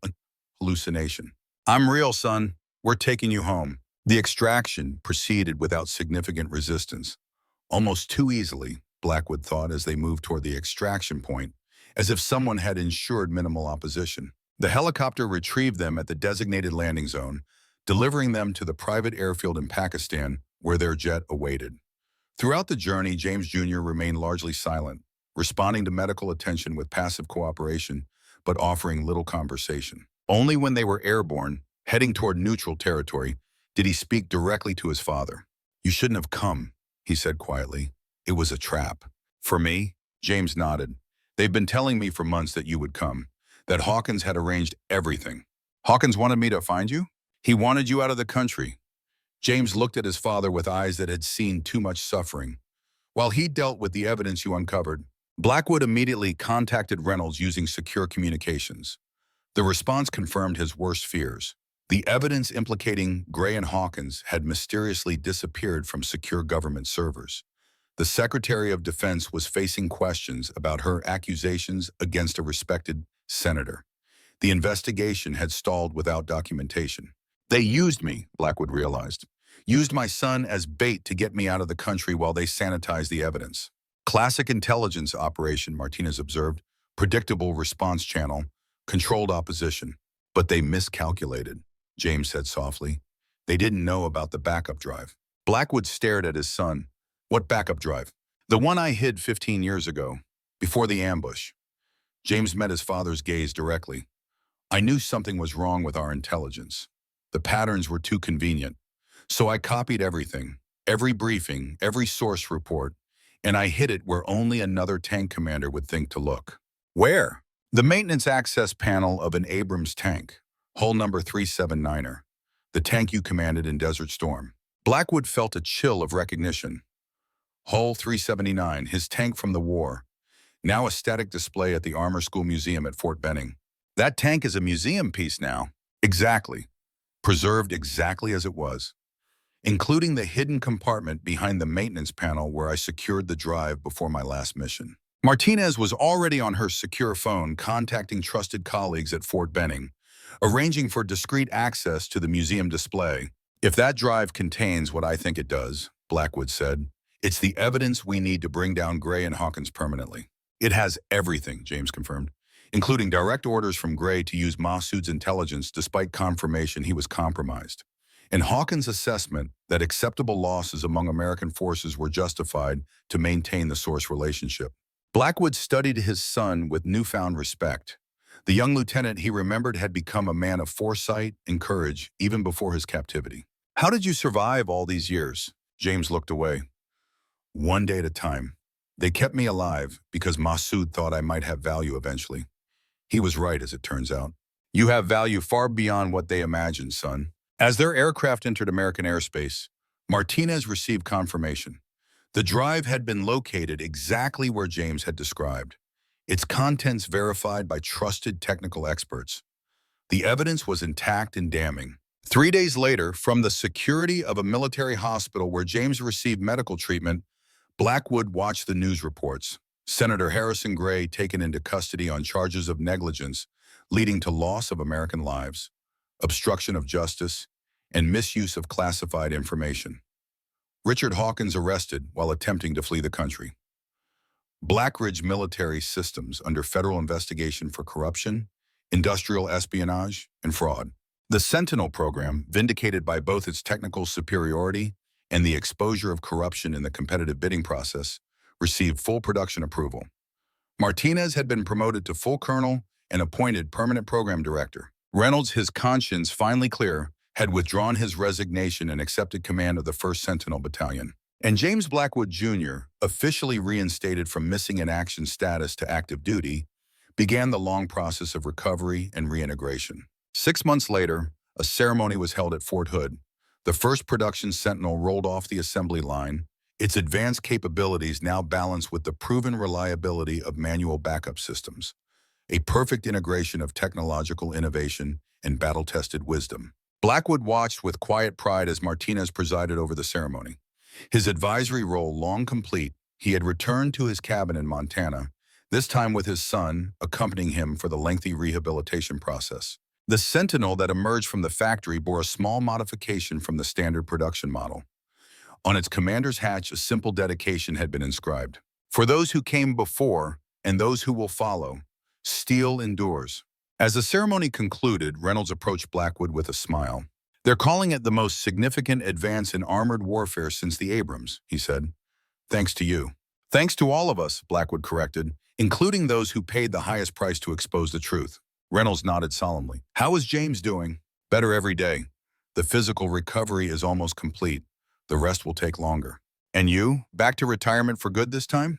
Blackwood glanced toward the Sentinel, its powerful form embodying the legacy of every armored vehicle that had come before it, from his grandfather's Renault to his father's Sherman to his own Abrams, and now to this next generation, carrying forward the hard-won wisdom of past battles. I've done my part, he said quietly.